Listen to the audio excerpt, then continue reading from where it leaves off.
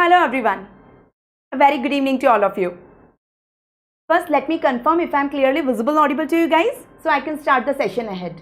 You have to write in the chat box if I am clearly visible, audible, my slides are visible to you, so we can go live and we can start the session. You have to give me a minute to fix. You have to give me a minute to fix. So I can start the session ahead. You have to write in the chat box. You have to give me a minute. Audible, my slides are visible to you, so we can go live and we can start the session. Just give me a second to fix. You have to give me a minute to fix. Okay, I guess it's fixed now. Now there is no echo of the sound also. Everything is good. So can kindly, okay, visible, audible. Thank you so much. Thank you. So I welcome you all for today's session. A very good evening to all of you. A refreshing evening, yes. So I welcome you all for today's session. I am Dr. Priyanka Sachdev here. For the students who don't know me, I am going to teach you microbiology. Now in microbiology, the most topic which affects student is bacteriology. Bacteriology constitutes 60% of the microbiology. So in this session today, in the next 2-3 hours, we are going to complete microbiology in one shot. So without wasting any further time, let me go ahead. Can I start? I will complete all the bacteria, all the important points regarding that particular bacteria. Not only this, we will solve all PYQs also, important clinical PYQs, image-based questions based on that bacteria. So let me start. So we know based on the Gram staining, we divide the bacteria into two categories, the Gram-positive bacteria and Gram-negative bacteria. We know Gram-positive bacteria are violet in color. The Gram-negative bacteria are red in color, right? Based on the shape of bacteria, we again divide them into two categories. The bacteria which are spherical in shape are known as cocci, and the bacteria which are rod-shaped are known as bacilli. So let's combine the two classification. The classification based on Gram staining and the classification based on the shape of the bacteria. So we will be having 4 categories of the bacteria. The bacteria which are Gram-positive cocci are known as GPC, Gram-positive cocci. Why they are Gram-positive? Because they are violet in color. And why they are cocci? Because they are spherical.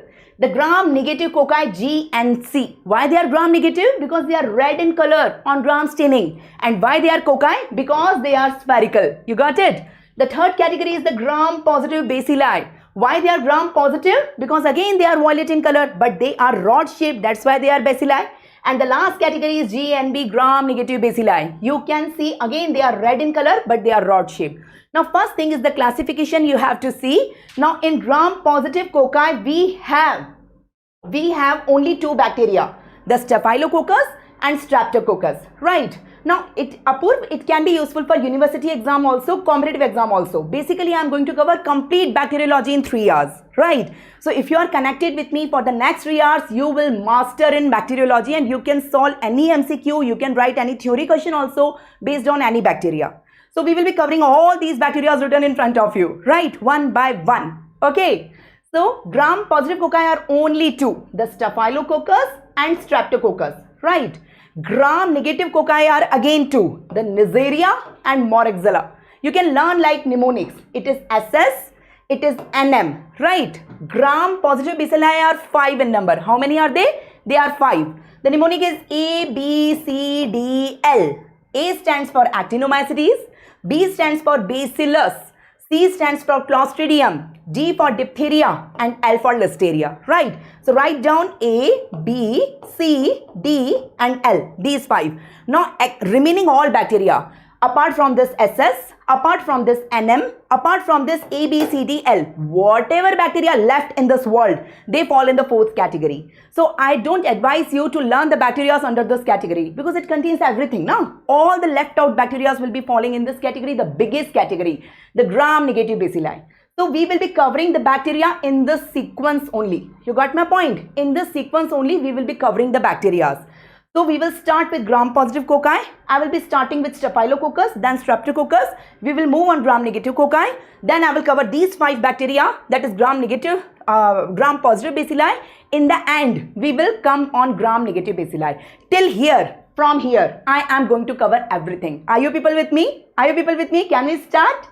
Can we start? Give me a thumbs up. Are you there? Everyone ready? So let's ready. and get started. Okay.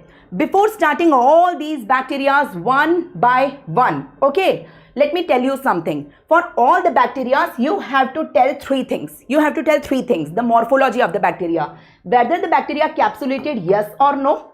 Whether the bacteria is motile, yes or no. And whether the bacteria is spore forming, yes or no. You have to tell me these three things for each and every bacteria, right?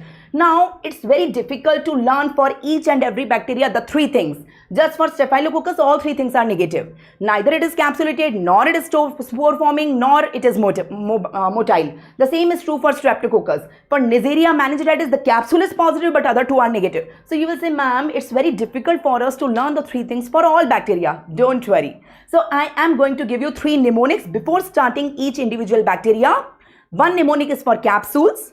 Only 9 bacteria in this world are capsulated. Only 9 bacteria in this world are capsulated. Rest all are non-capsulated. So learn this mnemonic. Only 4 bacteria form the spores. Rest do not form the spores. So learn this mnemonic. And only 12 bacteria are motile. Rest all are non-motile. These 12 are 6 plus 6. The 6 by polar flagella and 6 by peritracheous flagella. So basically I will give you this mnemonic. So whenever you study any bacteria, just suppose I am teaching you Staphylococcus. So you apply the Staphylococcus in all these mnemonic. Is Staphylococcus coming in this mnemonic? No, it's not coming. So it is non-capsulated. Is Staphylococcus coming in this mnemonic? No, it's not coming. So it's not spore forming. Is Staphylococcus coming in this mnemonic? No, it's not. So it's non-motile. You got my point? So in this way, we can complete the morphology of all bacteria in one shot. You got my point? So the most important, not only, you will not get a direct MCQ on this. Which of the following is a capsulated bacteria? Which of the following is not a capsulated bacteria? The question can be as simple as that. The other way around, the question can be a big clinical question or an image-based clinical question. You got my point? The starting will be, or one of the clue will be, there is a capsulated or there is a non-capsulated, there is a spore forming, non. So you will get these words in the form of the clues. You can apply the mnemonics and rule out the options. So which is capsulated, non-capsulated, spore forming, non-spore forming, motile, non-motile. These three mnemonics are ultra important. If you don't know these three mnemonics, microbiology will be difficult for you. And if you know these now, all questions will be very simple. They will very much help you in most of the clinical questions. So let me tell you the three mnemonics. Let me start with capsulated bacteria. The mnemonic is in front of you. The mnemonic is known as PACIB MCV. You know, in pathology we have MCV, MCH, MCHC. So MCV, it's packed, PACIB. You can learn, it's a mnemonic. So P stands for pneumococcus, A stands for anthrax, K stands for Klebsiella, I stands for Haemophilus influenzae, Y stands for Yersinia, and B stands for Bordetella. Please mind, it's not Brucella, it's Bordetella. M stands for meningococci, C stands for only 2 Clostridium, not all Clostridium. Clostridium perfringens and butyricum, they are capsulated. Rest all are non-capsulated. So only 2 Clostridium are there. Please mind it. And last one, V is Vibrio. But please again mind, it's not Vibrio cholerae. It's Vibrio parahemolyticus. You got my point? So count, they are 9 in number. Only these 9 are capsulated. It should be at the tip of your tongue. Right? Can we go ahead? Can we go ahead? So Dr. Praveen sir is here. Good evening, sir. Thank you so much for the compliment. Thank you so much. So can we go ahead? So these are the 9 capsulated bacteria. Only 4 bacteria in this world form the spores. Rest all are non-spore forming. So what are the spore forming bacteria? So I'm having a mnemonic for that also. The mnemonic is BSc chemistry. BSc chemistry. So there are 2 C. The B stands for Bacillus. Both Bacillus, Bacillus anthrax and subtilis, they are spore forming. S stands for Sporosarcina. Naam mein hi hai sporo. So they forms the spore. It's a rare bacteria. I will not teach you. But yeah, it's a spore forming bacteria. And there are 2 C. One is Clostridia, one is Coxiella. Clostridia, Coxiella. The mnemonics looks difficult to you. I mean, you will see, ma'am, how to learn these lists. That's why I'm giving you the mnemonic. But believe me, these mnemonics are ultra important in your exam. You will remember me in your exam when you apply this mnemonic and solve your question. The big clinical question, only one clue you will get. Spore forming, not spore. You can rule out many options or rule in many options, believe me. Right? The last mnemonic is of the motile bacteria. You know, we have legs to walk. Humans have legs. See, I'm walking. Right? So we all have legs. Does bacteria have legs? Not all. Only 12 bacteria have legs to walk. You got my point? So how many bacteria have legs? The legs of the bacteria are known as flagella. So flagella. This is a flagella. it is a hair-like structure coming out from the cell wall of the bacteria, because of which the bacteria can move from here and there. So how many bacteria have this flagella? The flagellas are of two types. Let me tell you the two types of the flagellas. The flagella coming out of one of the pole is known as polar flagella. And the flagella coming out throughout the bacteria. Can you see here? It's throughout the bacteria. This is known as peritrichous flagella. So any flagella the bacteria will have, the bacteria will be motile. So there are 6 bacteria having this and 6 bacteria having this. So 6 plus 6, 12 bacteria. 12 bacteria are there. You got my point, right?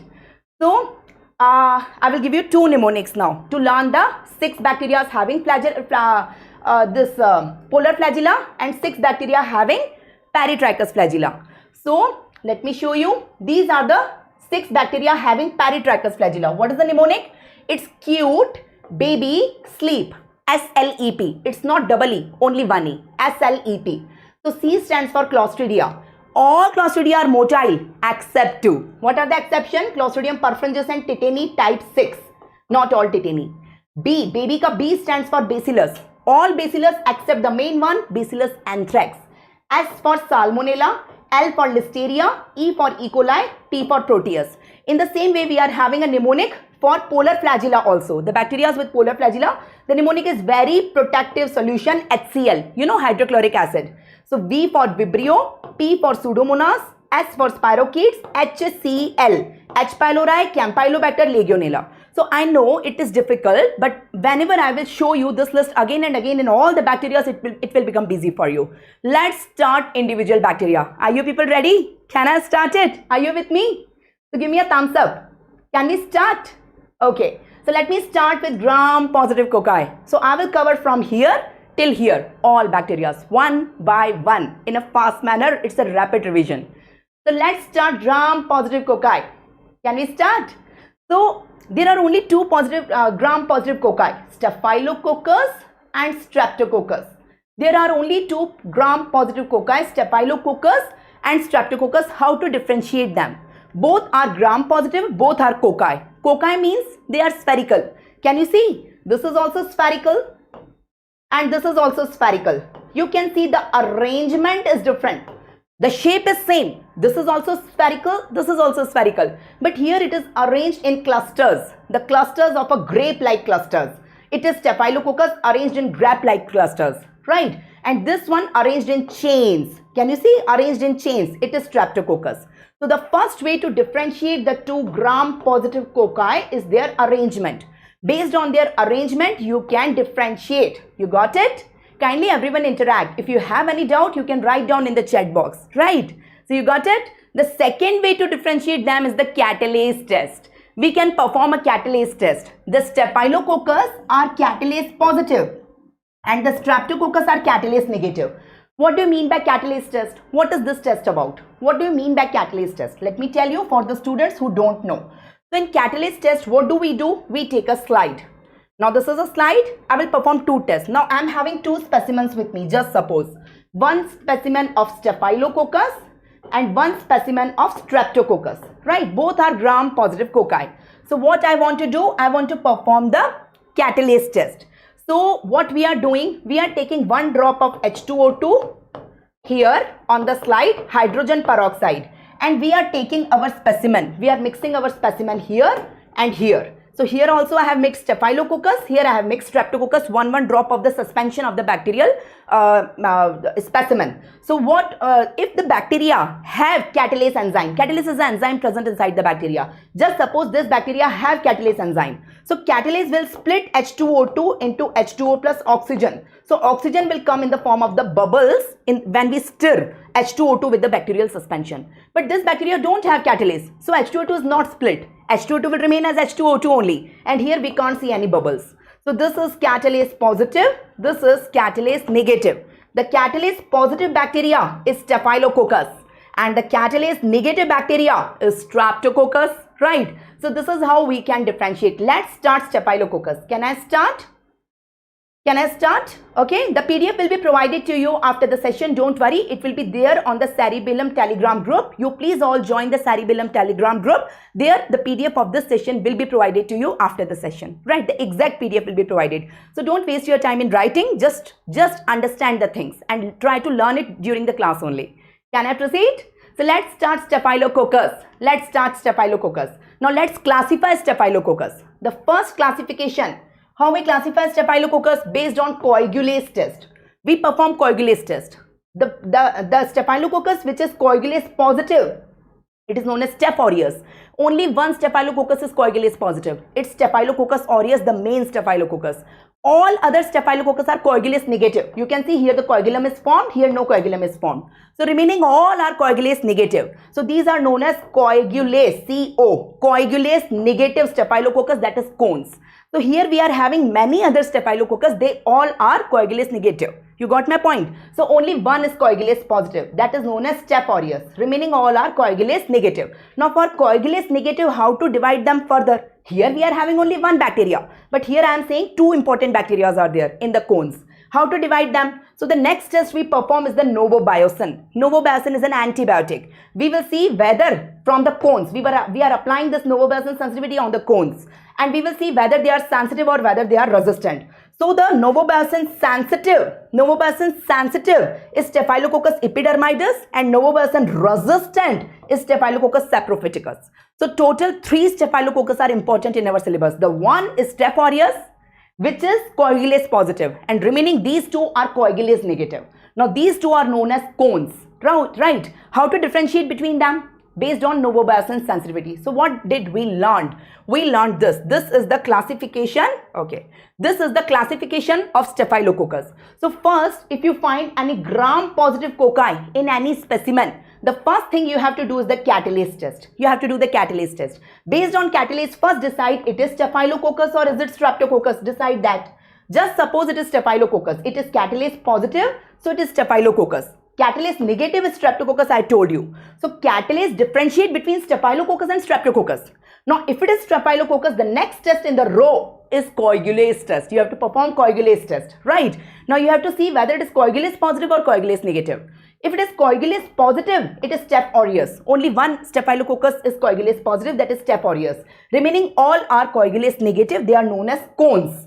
Coagulase negative Staphylococcus, that is CONS, cones. The next test, the third test I am applying is the novobiocin susceptibility. If it is novobiocin susceptible, it is Staphylococcus epidermidis, and if it is resistant, it is Staphylococcus saprophyticus. So the 3 tests are in a sequence. Catalase, differentiate between Staph and Strep. Coagulase, differentiate between Staph aureus and the cones.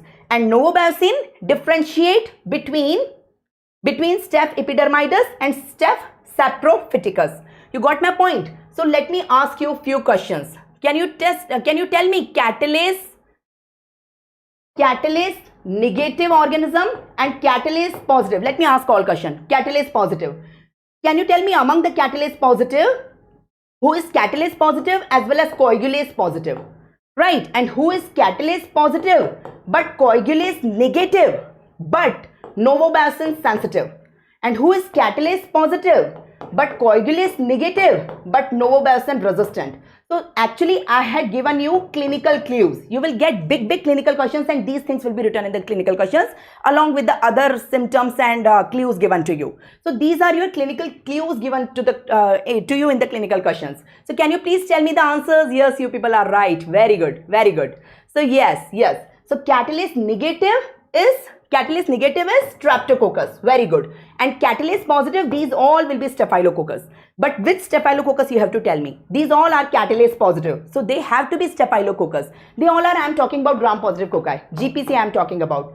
So catalase positive, coagulase positive is Staph aureus. You people are right. Very good. Please everyone respond. Everyone reply. Very good, Jitendra, Trisha, Swarajya, everyone is right. Very good. But catalase positive, coagulase negative and novobiocin sensitive, which one is it? Is it Staph epidermidis? And novobiocin resistant, it's Staph saprophyticus. Am I right? So this one is Streptococcus. The further classification of Streptococcus I will tell you later on in that chapter. Currently we have learned the classification of Staphylococcus. Does anyone have any doubt, or can I proceed ahead? I guess I must proceed ahead. Right? Can I proceed? Okay. So we have learned that. Now the Staph aureus is virulent among them. It is pigment forming. It forms golden yellow colonies and it is pathogenic. The cones are usually non-pathogenic. The cones, both the cones, they are usually non-pathogenic and they form white colonies. They don't have pigment in them. They form the white colonies. Very good. Everyone is correct. So let me tell you, I am teaching you Staph aureus. First, I will teach you Staph aureus and then I will teach you the remaining two in short. The main is Staph aureus. In Staph aureus, you can see the culture media. On nutrient agar, this one is nutrient agar. They give oil paint appearance. Can you see? It's looking like yellow, golden yellow colonies. The color of the colonies is golden. It's golden yellow colonies. You can get image-based questions also. The color of the colonies is golden yellow. It is known as oil paint appearance because Staph aureus forms pigment on the nutrient agar. So please learn on nutrient agar, golden yellow colonies, oil paint appearance. It's in front of you. On blood agar, they show beta hemolysis. On blood agar, they show, there are three types of hemolysis, alpha, beta, gamma. So they show beta hemolysis on blood agar, right? So on blood agar, it's beta hemolysis. On PPA, this is PPA, phenolphthalein phenyl medium. So it is PPA medium. In PPA medium, they show pink color when we pass the ammonia fumes. They show pink color. And please learn the selective media of each and every bacteria. Whatever bacteria in your syllabus, you should know the selective bacteria, selective culture media for that particular bacteria. You will get it very important clinical clue in the big clinical question, or you can get a direct question also. What is the selective media of Staph aureus? It can be as direct as that. So there are three selective media at the tip of your tongue. For Staph aureus, these all are for Staph aureus, right? So it's Ludlam media. What is Ludlam media? It is a blood agar containing lithium chloride and telluride. In this blood agar, if you add this, it will be known as Ludlam, or it is known as mannitol salt agar. So again in the blood agar, we add two things, mannitol and salt. Mannitol and salt. Here we are adding NaCl. Here we are adding LiCl, lithium chloride. Here sodium chloride. And the third is Columbia colistin nalidixic acid agar. So these are the selective media. So can you tell me, can you summarize please? Staph aureus on nutrient agar, oil paint appearance. On blood agar, they give beta hemolysis. On PPA, they give pink colonies. And these are the selective media, right? So that is the culture media. Yes, that is the culture media. Very good. Coming on the virulent factors. Virulence factors for Staph aureus. So there are four types of toxins is secrete. The cytolytic toxins, as the name indicates, cytolytic, they cause the destruction of the human body cells. So there are five types of cytolytic toxins: alpha, beta, gamma, delta, and penton valentine, PV toxin. So these are the five types of cytolytic toxin, but nothing very important among them. The second type of toxins are enterotoxin. They cause food poisoning in humans. They cause food poisoning. As the name indicates, entero. Entero means intestine. They will go in intestine and cause the food poisoning. They are of 8 types. A to E, there is no F, then G to I, right? Out of the 8 types, A is most common. A is most common. The third type of toxin is toxic shock syndrome toxin, TSST. Toxic shock syndrome toxin, it causes toxic shock syndrome. And the last toxin is epidermolytic toxin. It acts on the epidermis of skin and causes scalded skin syndrome, Staphylococcus scalded skin syndrome. So you can see what is the mechanism, what is the disease caused by each toxin. Cytolytic toxin, they do not cause any important disease. Enterotoxin causes food poisoning. Toxic shock syndrome causes toxic shock syndrome poisoning. And epidermolytic toxins cause SSSs. So these are the virulent factors. One more virulent factor, they are having enzymes. They are having enzymes. 2 types of enzymes they are having. Basically, they are having coagulase enzyme. There are 2 types of coagulase enzyme. What do you mean by 2 types of coagulase enzyme? Can you see this is the Staph aureus bacteria? I have drawn the bacteria for you. So this is the cell membrane of the bacteria, if you can appreciate, and this is the cell wall of the bacteria, if you can appreciate. So we have seen the cell membrane. We have seen the cell wall, right? Now inside that 2 types of enzymes are present. The one coagulase which is present in the cytoplasm freely, it is known as free coagulase. It is an enzyme. It is present as a freely in the cytoplasm. That's why known as free coagulase. The second is not an enzyme. It is a component of the cell wall. You can see it is a part of the cell wall. That's why this one is known as bound coagulase. It is not a free enzyme. So we have 2 types of coagulase. Both are required for the pathogenesis. The free coagulase, the bound coagulase. Now both of them are coagulase, whether it's free or bound. So they will coagulate the serum. You can see they are coagulating the serum. But on what they are coagulating? So if you want to detect the free coagulase which is present in cytoplasm, perform the test in a test tube. It is known as tube test. The tube test is positive for free one, right? But if it is the bound one, you want to detect the bound one, perform the same test on a slide. It is known as slide test.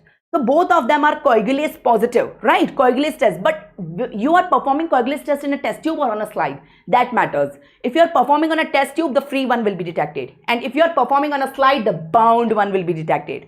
So you got my point. What do you mean by free? What do you mean by bound? Any confusion, anyone? So there are two types of coagulase. The free is the enzyme present inside the cytoplasm. The bound is not an enzyme, it is a component of the cell wall. It is a component of the cell wall.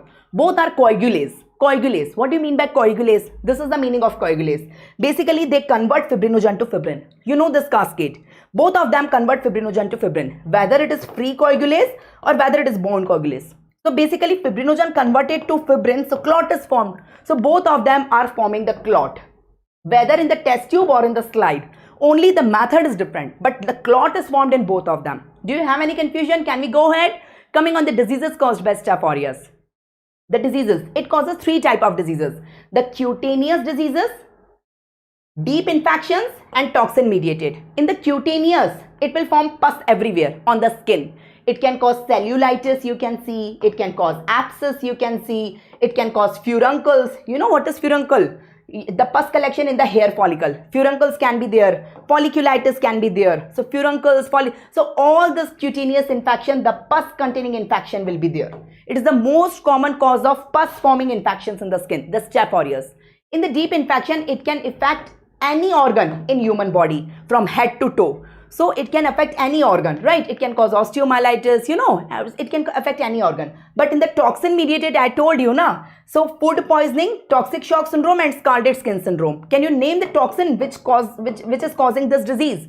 So food poisoning caused by enterotoxin, toxic shock syndrome caused by toxic shock syndrome toxin, and SSSS is caused by epidermolytic toxin. Let me tell you one important point regarding this on which MCQ can come. So food poisoning, for the food poisoning, you have to learn the incubation period. In all food poisoning question, you have to take two clues. Now, if any MCQ coming on food poisoning in your exam, just suppose any question.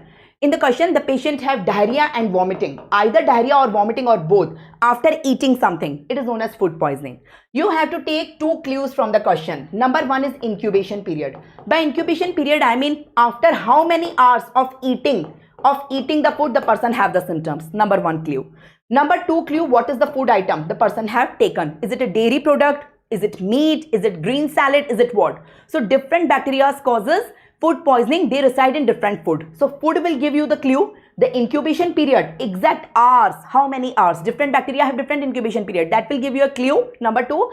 And number three, whether diarrhea is prominent or vomiting is prominent or both of them are prominent. That will give you a clue. So currently we are talking for Staph aureus, right? Staph aureus, the incubation period is 2 to 6 hours. You will get a question, there is a party going on. In the party, the person have consumed the milk or milk products. Like in the party, we have paneer, we have cheese. So the person have consumed either meat or fish or milk and milk products. And after the party, 4 hours after, 5 hours after the party, diarrhea and vomiting is there. Diarrhea and vomiting both is there, but predominant is vomiting. Predominant is vomiting here. So it's a typical scenario for Staph aureus vomiting. So Staph aureus food poisoning. The incubation period 2 to 6 hours. The food item is fish, meat and milk products, right? And vomiting is predominant. What is the mechanism it is causing vomiting? There are two mechanisms, central, local. Central, local. In the central, in the brain, it will stimulate the vomiting center. The toxin will go. Enterotoxin will stimulate the vomiting center, and in the intestine, it will stimulate the peristalsis in the intestine. Also, that will cause the diarrhea. So, central and local, both mechanisms are there. You got it? So, that is the thing. The second thing is toxic shock syndrome. Toxic shock syndrome, which system is involved? It is a multi-system disease. Multiple organs of the body are involved. Patient can have headache, high fever, eyes are swelled, you know, heartbeat is more. So multiple organs are involved, but the clue in the question, she will be a young female, menstruating female. The menstruating female using tampons, and tampons are the most common cause of toxic shock syndrome. Using tampons, it will be a clue. So they will give you a 20-year, 25-year young lady who can menstruate, of course. So the menstruating female will be there. So age is always a clue in the question. Always pick up the age in big clinical questions, right? And here multi-system involvement is there, multi-system and toxic shock syndrome. The third is Staphylococcus scarlet skin syndrome, SSSS. It is caused by exfoliative toxin, epidermolytic toxin. So it's the exfoliative toxin also. What happening here? Epidermis separated from dermis. Can you see? This is epidermis. Can you see here, please? Epidermis is separated from dermis.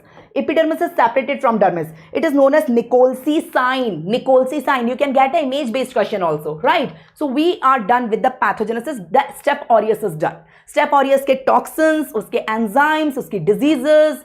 We have done everything. उसका culture media, biochemical reaction, everything is done. Coming on cones. What are cones? Here we have to study two more steps. So coagulase negative step, we have to study two here, right? The step aureus was coagulase positive, but in coagulase negative also we are having two Staphylococcus, right? So one is step epidermidis and one is step saprophyticus. These are not very important, but one line is important in them. Step epidermidis is novobacin sensitive and step saprophyticus is novobacin resistant. One is sensitive, one is resistant to novobacin. I already taught you in the classification. The step epidermidis is the most common cause of prosthetic wall endocarditis. What is prosthetic wall endocarditis? Just suppose in the heart, any of the wall having some disease, MR, MS or any. So the prosthetic wall is planted. So the diseased wall is taken out and the prosthetic wall. After the prosthetic wall is implanted, there can be a chance the person can have endocarditis after the surgery. If after the surgery, if endocarditis occurs within 1 year after surgery, it is known as early endocarditis. And if it occurs after 1 year, it is late endocarditis.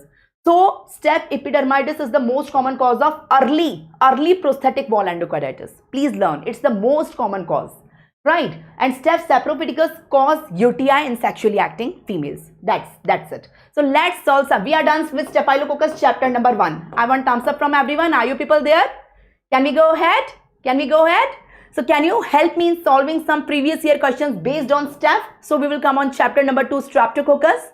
So, please answer this question in the comments.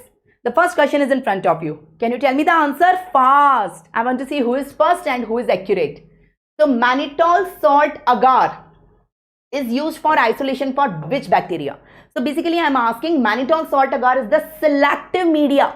It is a selective media for one of the bacteria, right? So, is it gonococcus, is it pneumococcus, is it staphylococcus or pseudomonas? So, of course, you all know the answer. Currently, the answer is staphylococcus only. You may be thinking the question is very simple because just now I taught you staphylococcus and I am asking question on that. But believe me, when all the bacteria will be done, now the same question looks difficult to you because I am going to teach you the selective media for each and every of them. So, the first you have to learn mannitol. So, what is the second selective media, by the way? Yes, everyone is correct. Very good, very good. So, what is the second selective media? The second selective media is Ludlam's media.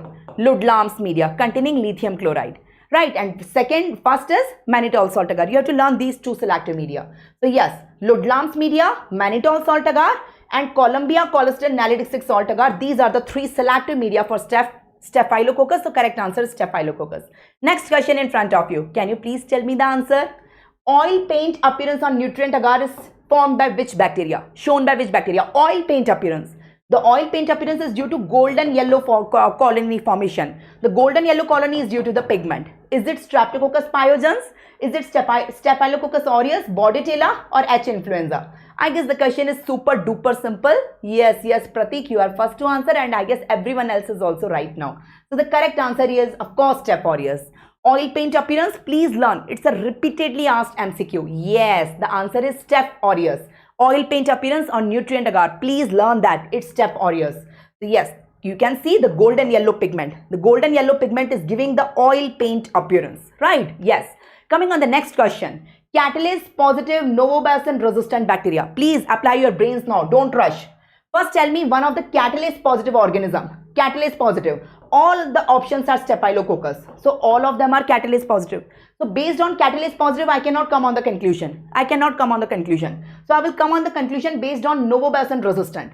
So which of them is novobacin resistant? Catalase positive and catalase differentiate between Staphylococcus and Streptococcus. It's not coagulase. Please don't confuse. This one is catalase. Right? Novobacin resistant. Which one is no? Yes, you all are right. Let me see who is the first. Rocky is first. Very good. And everyone else is also right. Yes. So correct answer here is, what is the correct answer? It's Saprophyticus, Staphylococcus saprophyticus. You can see this one is novobacin resistant. If I change the same question, Catalase positive, novobacin sensitive. Novobacin sensitive. Now what is your answer from ABCD? In the same question, I have changed the question a little bit. Instead of resistant, I am asking the sensitive. What is your answer now? Now your answer will become B. You all are right. Yes, great. Now your answer will become B. It is Staphylococcus epidermidis. You can see, right? These both are catalase positive, right? But Staph aureus have nothing to do with novobacin. We don't check or test Staph aureus with the novobacin. Very good, very good. Coming on the next question. To differentiate between Staphylococcus epidermidis from Staphylococcus saprophyticus, which of the following test is used? I want to differentiate between what? I want to differentiate between Staph epidermidis and Staph saprophyticus. So can I use coagulase test? Can I use catalase test? Can I use novobacin sensitivity or none of the above? Yes, what is the correct answer? Yes, the question is very simple. I guess you all know the correct answer. Yes, yes. Who is first to answer? Saloni, and everyone else is also correct. So correct answer is novobacin sensitivity. This one is novobacin sensitive and this one is novobacin resistant. If I change the question, the same question, I'm asking you, I want to differentiate between Staph aureus and Staphylococcus saprophyticus or Staphylococcus epidermidis. What is your answer now? I want to differentiate Staph aureus from other two bacteria. What is your answer? From which test I will apply now? What is your answer now? I have changed the question a little bit. So yes, I want to differentiate the aureus from other two bacteria, whether it is saprophyticus or whether it is epidermidis. So my answer will be coagulase. So Staph aureus is coagulase positive and remaining two are coagulase negative. Very good, very good. Again, I am changing the question third time. You have to tell me the third answer now. Again, I am changing the question third time. So I want to differentiate Staphylococcus and Streptococcus. Staph and strep, simply. Staph and strep. Any staph, any strep. I want to differentiate. So yes, of course, the answer will be catalase. Answer. So you got my point. What I want to differentiate, based on that your test will be. So I guess you know the relevance of all three tests. Can I go further? Are you people there? Can I go? Can we proceed? Okay, let's go ahead. So this is the complete three test in front of you. Catalase is used to differentiate staph and strep. Coagulase is used to differentiate Staph aureus from remaining two staph. Right, and novobacin is used to differentiate the cones, that is Staph epidermidis and Staph saprophyticus. This is the simplest version I can tell you. The next question is in front of you. Can you please tell me the answer? The next question is in front of you. Staphylococcal scalded skin syndrome is caused by SSSS. Staphylococcal scalded skin syndrome is caused by what? Is it caused by hemolysin? Is it caused by coagulase? Is it caused by enterotoxin? Or is it caused by epidermolytic toxin? By what it is caused? Can you tell me the answer, please? I am waiting for that. Yes, very good. Explore world is the first to answer it correctly, and you all are right now. The correct answer is epidermolytic toxin. Can you tell me the name of the sign which is there, in which epidermis is separated from dermis? What does it known as? It is known as Nicolsi sign. Nicolsi, it is also a PYQ, right? Nicolsi sign. You can see here, this is Nicolsi sign, in which the epidermis is separated from dermis. Can we go ahead? The next question is a clinical question. Don't rush. Take the clues. So there is a young 25-year-old female. Age is always a clue. Gender is always a clue. Never ever miss. So there is a young female. It's not male. It's female. Presented to the hospital on the third day of menstruation. Oh my God, she is a menstruating female. On third day of menstruation, she is coming to hospital, right? Menstruation is the biggest clue in this question. Okay, she is having high fever, vomiting, rash on her trunk and extremities, multiple system involvement. A menstruating female on third day presenting. So on investigation, she had WBC count raised, leukocytosis, and a negative blood culture. Negative blood culture. In the blood, there is no organism. So what she is going to diagnose? Is it Staphylococcus food poisoning? You may get confused if you see only vomiting. You may get confused. But no, it is not food poisoning, because she has not eaten everything and after that she is presenting. She is presenting after menstruation, right? So no, this is not the answer. Is it scalded skin syndrome? You can get confused if you see only rash. No, scalded skin syndrome, we don't have rash. The epidermis is separated from dermis. So it is not the answer. The answer is toxic shock syndrome. Yes, because she is a menstruating female, so she may have used tampons during the menstruation, and that may be infected by Staph aureus that has secreted the toxic shock syndrome toxin that may lead to this. So yes, you all are right. The correct answer is C. This is how you have to take the clues from the question. The approach is important, right? Answer is not important, but the approach towards the question is very important. So we are done with Staphylococcus, chapter number 1. Congratulations. Coming on chapter number 2, Streptococcus. Can I start? It is also a gram-positive cocci. We know that.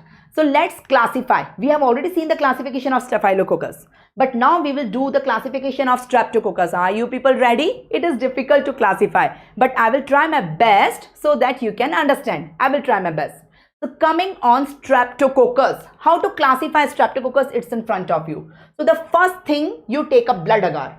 Based on blood agar, on blood agar we have 3 types of hemolysis: the alpha, the beta, the gamma. Alpha means partial hemolysis, beta means complete hemolysis, gamma means no hemolysis. I guess everyone knows that. So based on the blood agar, the first thing we will classify them into alpha, beta and gamma. So that is the first thing we are doing based on blood agar, based on hemolysis. They are divided into alpha hemolytic Streptococcus, beta hemolytic and gamma hemolytic Streptococcus. The first thing, right? In the alpha, we are having only 2 bacteria to discuss. I will discuss both of them. One is Streptococcus pneumoniae and Streptococcus viridans. I will teach you both in detail. Don't worry.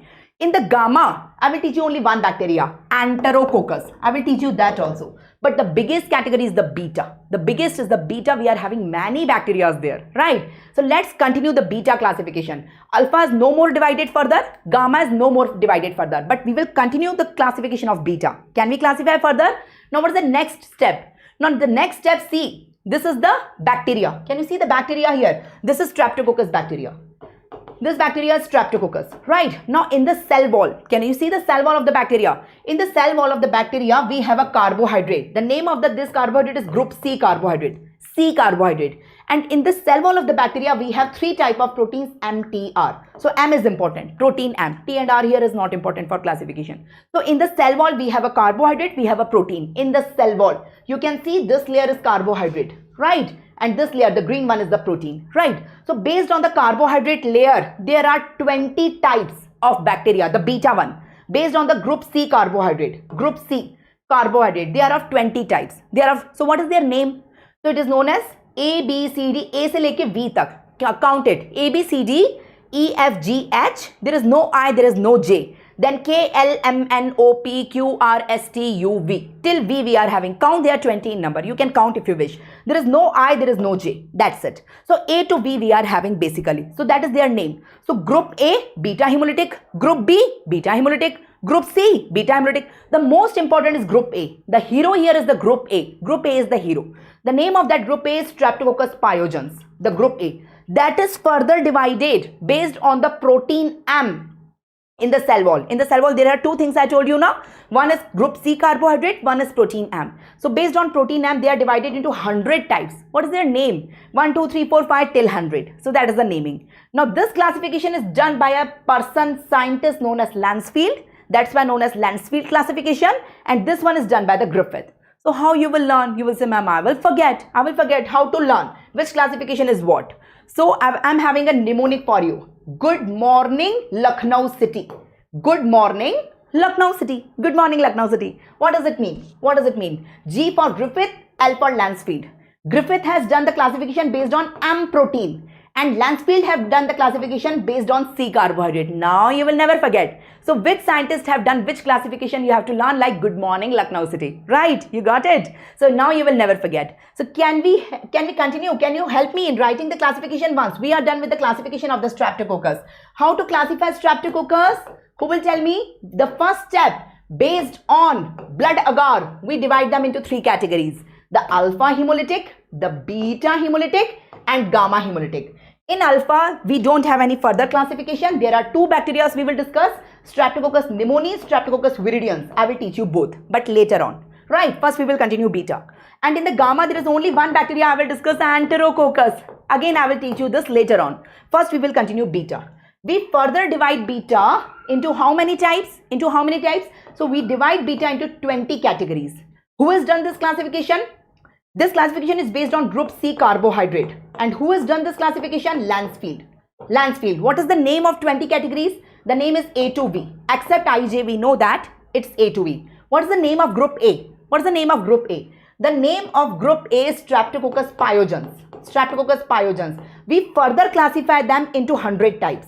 This classification is based on, this was C carbohydrate, this is M protein, and this classification is done by Griffith, and the numbering is 1, 2, 3, 4 till 100. So that's it. You got my point? So you can see good morning, GM, Griffith M, right? Lucknow City, Lansfield C. So good morning, Lucknow City. Kindly appreciate my efforts. Give me a thumbs up. You got it? Can we go ahead? This is the classification. So if you got the classification, you will have many questions based on the classification itself. That is the classification of Streptococcus, the simplest one I can tell you. This is the classification. Can we go ahead? We should go ahead, right? So this is the thing written in front of you. So based on hemolysis, we have divided into how many categories? The same thing is written. It's alpha. Alpha, there is partial hemolysis. In beta, there is complete hemolysis, and gamma means no hemolysis. In alpha, 2 bacteria, Streptococcus, pneumoniae and viridans, we will continue. In gamma, only 1 bacteria, Enterococcus, we will continue. But in beta, there are A to V, but I cannot teach you all 20, no? A to B, A to V. I will teach you first 2, group A and group B. What is the name of group A? So total 2 from here, 2 from here and 1 from here. The 5 Streptococcus I will teach you one by one. The important points for that. Right, no one in this world will teach you with such simplicity the complete bacteriology. Can we go ahead? Yes. Okay. Yes. So many M type of proteins present in the pyogenes. That's why Shubhashish, there are 100 types of M protein. So can we go ahead? Yes, we must. So I will teach you Streptococcus pyogenes first here. That is group A. And I will teach you Streptococcus agalactiae. That is group B. So from A to V, I will teach you only 2, A and B. And here I will teach you both, here I will teach you 1. The most important in detail, we will study only 1 Streptococcus pyogenes. Rest are not very important, so I will tell you only important points. So let's start Streptococcus pyogenes first. In Streptococcus pyogenes, you can see on blood agar, of course it shows beta hemolysis. Na? This is a type of beta I am teaching you. So on blood agar, it's beta hemolysis, everyone know. But learn the selective media, please. Please learn the selective media. 2 selective media you have to learn. Crystal violet blood agar. If this in blood agar you add crystal violet, it is known as crystal violet blood agar in the same blood agar. And if in the same blood agar you add PNF. What is PNF? What is the full form of PNF? 3 antibiotics I am adding. One is polymyxin B, one is fusidic acid, and N is an antifungal drug. That is neomycin. So polymyxin B, neomycin and fusidic acid. PNF. So crystal violet blood agar, PNF blood agar. These are the 2 selective media. I guess you remember the selective media of Staph aureus. I told you there. Ludlam's media I told you. Mannitol salt I told you. And here I am telling you crystal violet and PNF. Everything is added in the blood agar itself. You got my point? You have to learn a transport media also. Streptococcus pyogenes is a very delicate bacteria. It requires transport medium. Staphylococcus don't require transport medium. So what is the transport medium here? It's Spike's media. So learn selective, learn the transport. That's it. Blood agar, beta hemolysis, everyone knows. Everyone knows, right? Can we go ahead? Can we go ahead? Okay. So, this is the this is the culture characteristics of Streptococcus pyogenes. It is catalase negative. Can I say it is catalase negative? Why I have written? You will say, ma'am, it's negative. Why you are mentioning the negative finding? This one is Streptococcus. This one is Staphylococcus. Because I want to differentiate it from Staphylococcus. That's why I have mentioned negative finding also. So we know it is catalase negative. We want to differentiate the Streptococcus from Staphylococcus. So it's catalase negative. But it's a typical PYR test positive, on which it gives the pink color, PYR positive. Most important culture is bacitracin sensitivity. Most important biochemical reaction. Here in Staphylococcus, in the cones I told you novobiosine. We differentiate the 2 cones based on novobiosine sensitivity and resistance. Here we take bacitracin. Bacitracin is also a chemical. So we will see whether they are bacitracin sensitive or resistant. So they are bacitracin sensitive. Streptococcus pyogenes. How many Streptococcus we are having? We are having A to V, 20 types. Only type A is bacitracin sensitive. From B onwards till V. The remaining 19 are bacitracin resistant. That I mean to say. If you want to differentiate type A, group A from all others, do bacitracin sensitivity. Group A, that is Streptococcus pyogenes, is bacitracin sensitive. Rest all are, you can consider bacitracin resistant. So this is how you can do. Can we go ahead? Can we go ahead? Great. So tell me the toxins it is secreting. You have seen the toxins of Staphylococcus. Here the toxins are hemolysins, which are not very important. 2 hemolysins are there. What do you mean by hemolysin? They will cause the rupture of blood cells. Hemolysin. So it is streptolysin O and streptolysin S. These are not very important, but the pyrogenic toxins are very important. There are 3 types of pyrogenic toxin, A, B, C. They are ultra important. What do you mean by the term pyro? They are fever inducing. They are fever inducing. They are secreted in the body of the human and they cause high grade fever in that person. They are fever inducing. These are super antigens. These are super antigens. These are erythrogenic. Erythrogenic means these toxins cause vasodilatation in the person. And because of that, they produce scarlet fever. I will show you. Can you see this is scarlet fever? What is scarlet fever? Scarlet fever occurs due to vasodilatation of the blood vessels of entire body. Who is causing this vasodilatation of blood vessels of entire body? Who is causing? It's the pyrogenic toxin. These toxins, not hemolysin. The pyrogenic toxin ABC. So they cause the scarlet fever. And that's why they are known as erythrogenic. Because, and not only skin, they cause the vasodilatation in the tongue also. In the tongue also they cause vasodilatation. That's why it is known as strawberry tongue. What is it known as? It is known as strawberry tongue. It is known as strawberry tongue, and they are responsible for the Schultz-Diel phenomenon and Dick test also. They are responsible for toxic shock syndrome also. Here also we have toxic shock syndrome like Staph aureus. But it doesn't occur in menstruating tampon using females. It can occur in anyone. It is toxic shock syndrome. So you can see what is Dick test. Now Dick test is the intradermal test in which we are injecting this pyrogenic toxin SPEA, the inactive form, inside the skin. So after injecting, within few hours, this area will show erythema. So it is Dick positive. It is Dick positive. And the reverse of the Dick positive is known as Schultz-Carlton phenomenon. Now imagine there is a person who is having scarlet fever. So basically what I am doing in this person, I am injecting anti-toxin, anti-SPE toxin, anti-pyrogenic toxin. So you can see if I am injecting what will happen? The redness will disappear. That is known as Schultz-Carlton phenomenon. So injecting toxin will lead to erythema, and injecting antitoxin in a person who is already infected leads to reversal of erythema.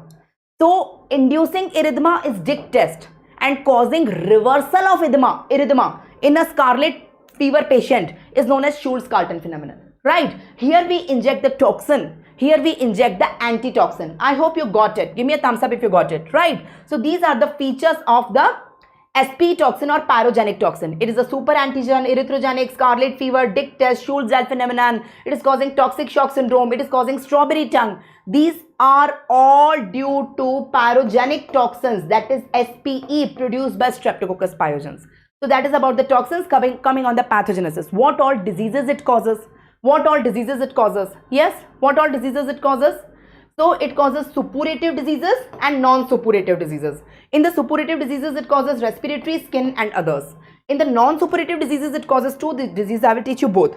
Rheumatic fever and PSGN, post-streptococcal glomerulonephritis. What do you mean by suppurative and non-suppurative?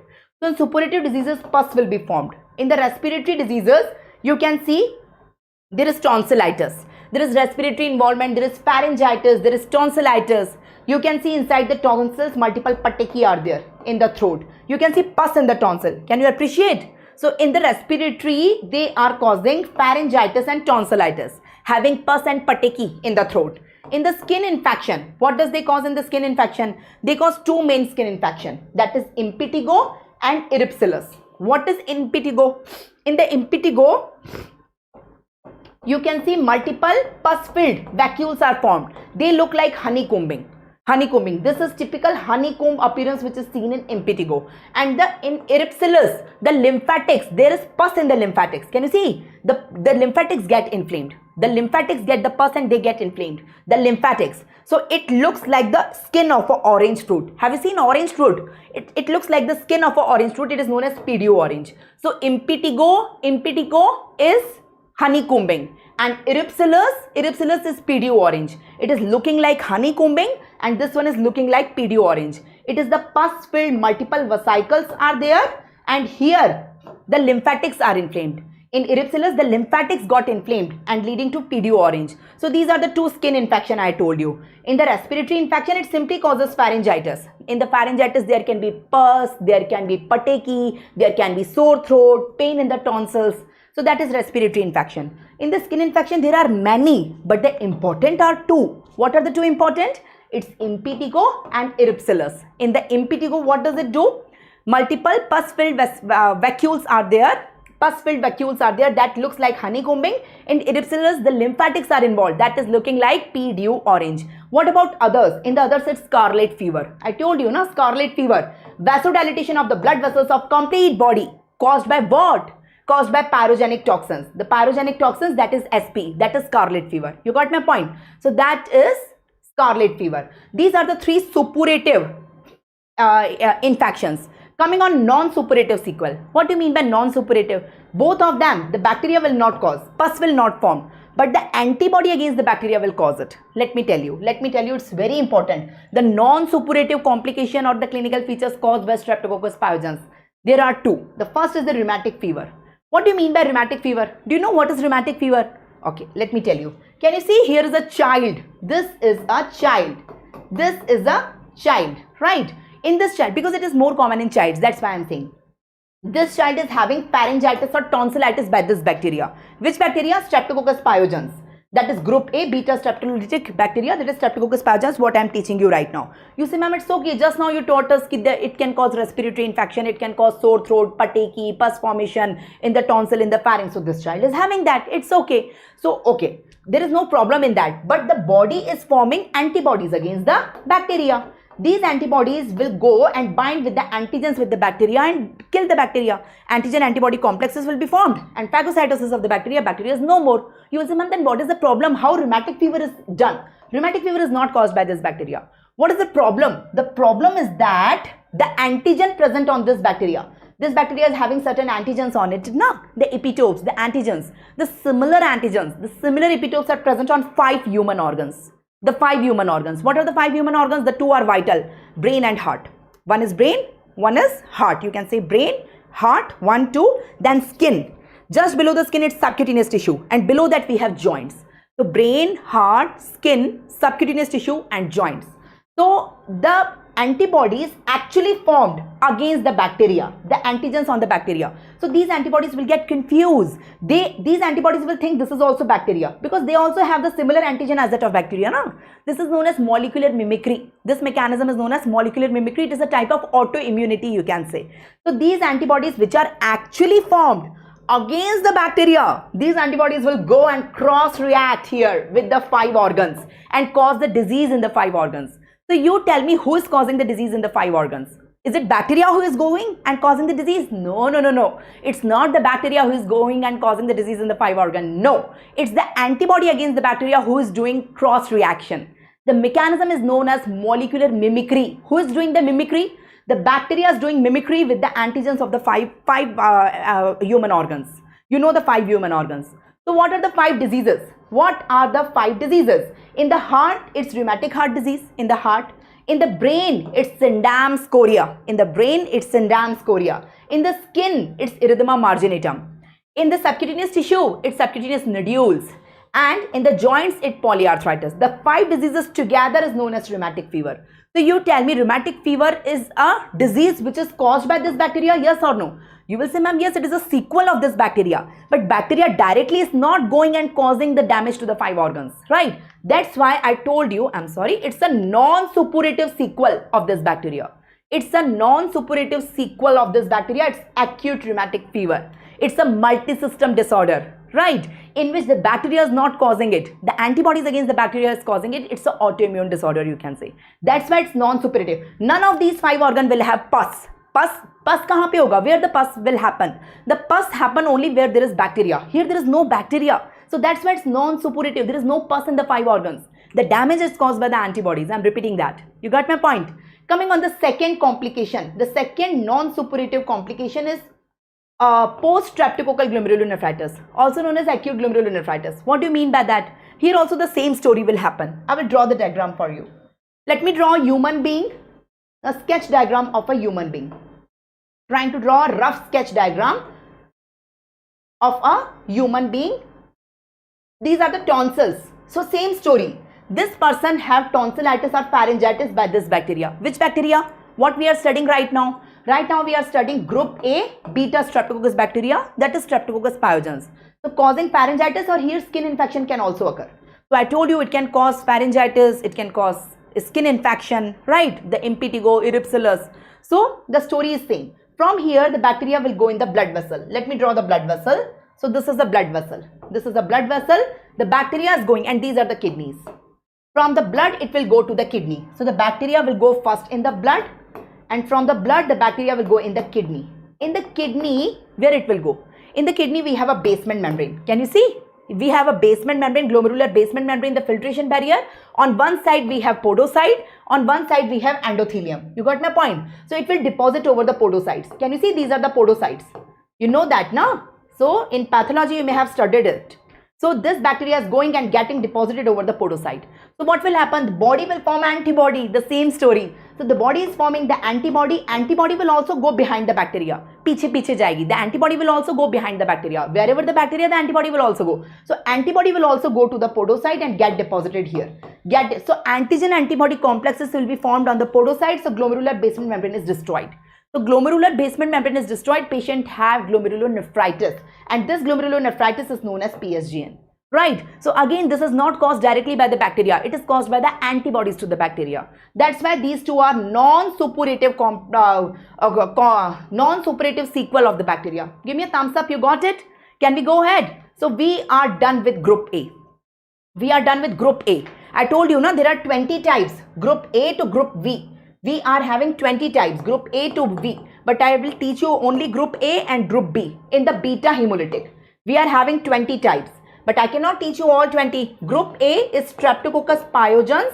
We have studied that in detail. Group B is Streptococcus agalactiae that I am going to teach you now. So let's start group B. Group B of beta hemolytic. So beta will be done. Then we will come on alpha and gamma.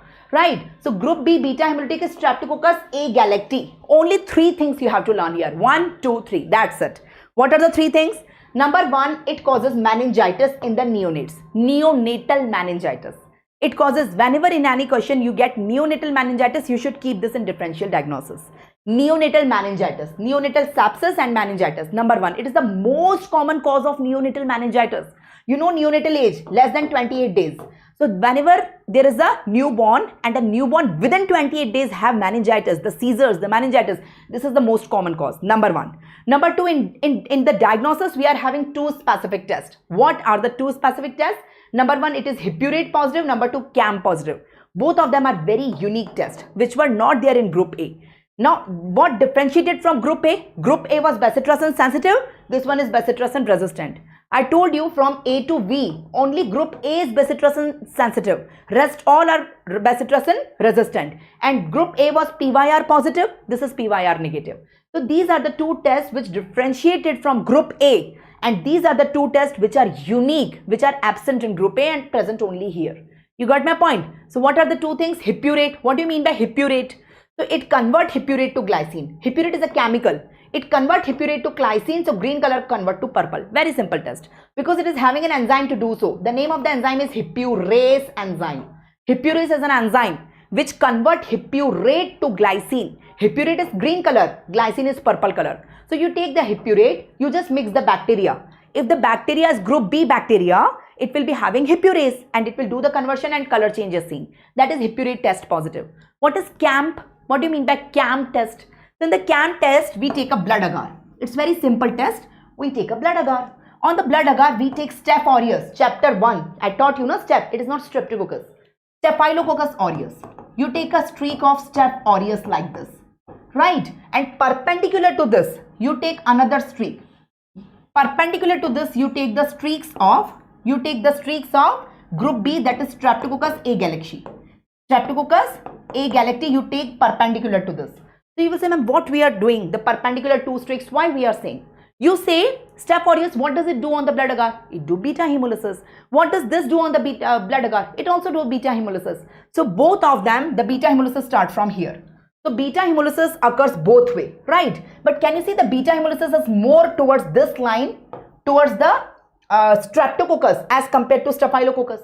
So it's typical arrowhead. What it is known as? If you can see, it's typical arrowhead. Arrowhead beta hemolysis is seen and it is known as CAM positive because the beta hemolysis is not equal. It is less in Staph aureus and it is more in Streptococcus, group B Streptococcus. It is known as CAMP reaction. CAMP reaction means arrowhead. You know, arrow matlab aisa तीर के जैसा, you know, arrowhead, or you can say the butterfly shape. Can you appreciate the butterfly shape? If you mix the two arrows, it is butterfly shape hemolysis. Very easy test, easy to perform. So it's Cam positive, right? So why to change the pan color? Shubhashish, you cannot see it. So I guess, is it clear? Can we go ahead now? I've already explained. Have you got it? Shubhashish Mitra, have you got it? Can we go ahead? So what we have learned in group B, I'm sorry, not group B, beta hemolysis. I told you Streptococcus are of 3 types, alpha, beta, gamma. So we have completed beta.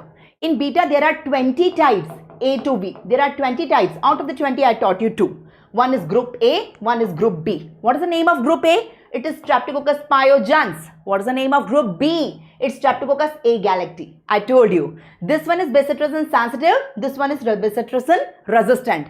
And this one is Cam positive, but this one is negative. This one, the colonies here are little bit larger, here smaller. You can see this one is hippurate positive, this one is negative.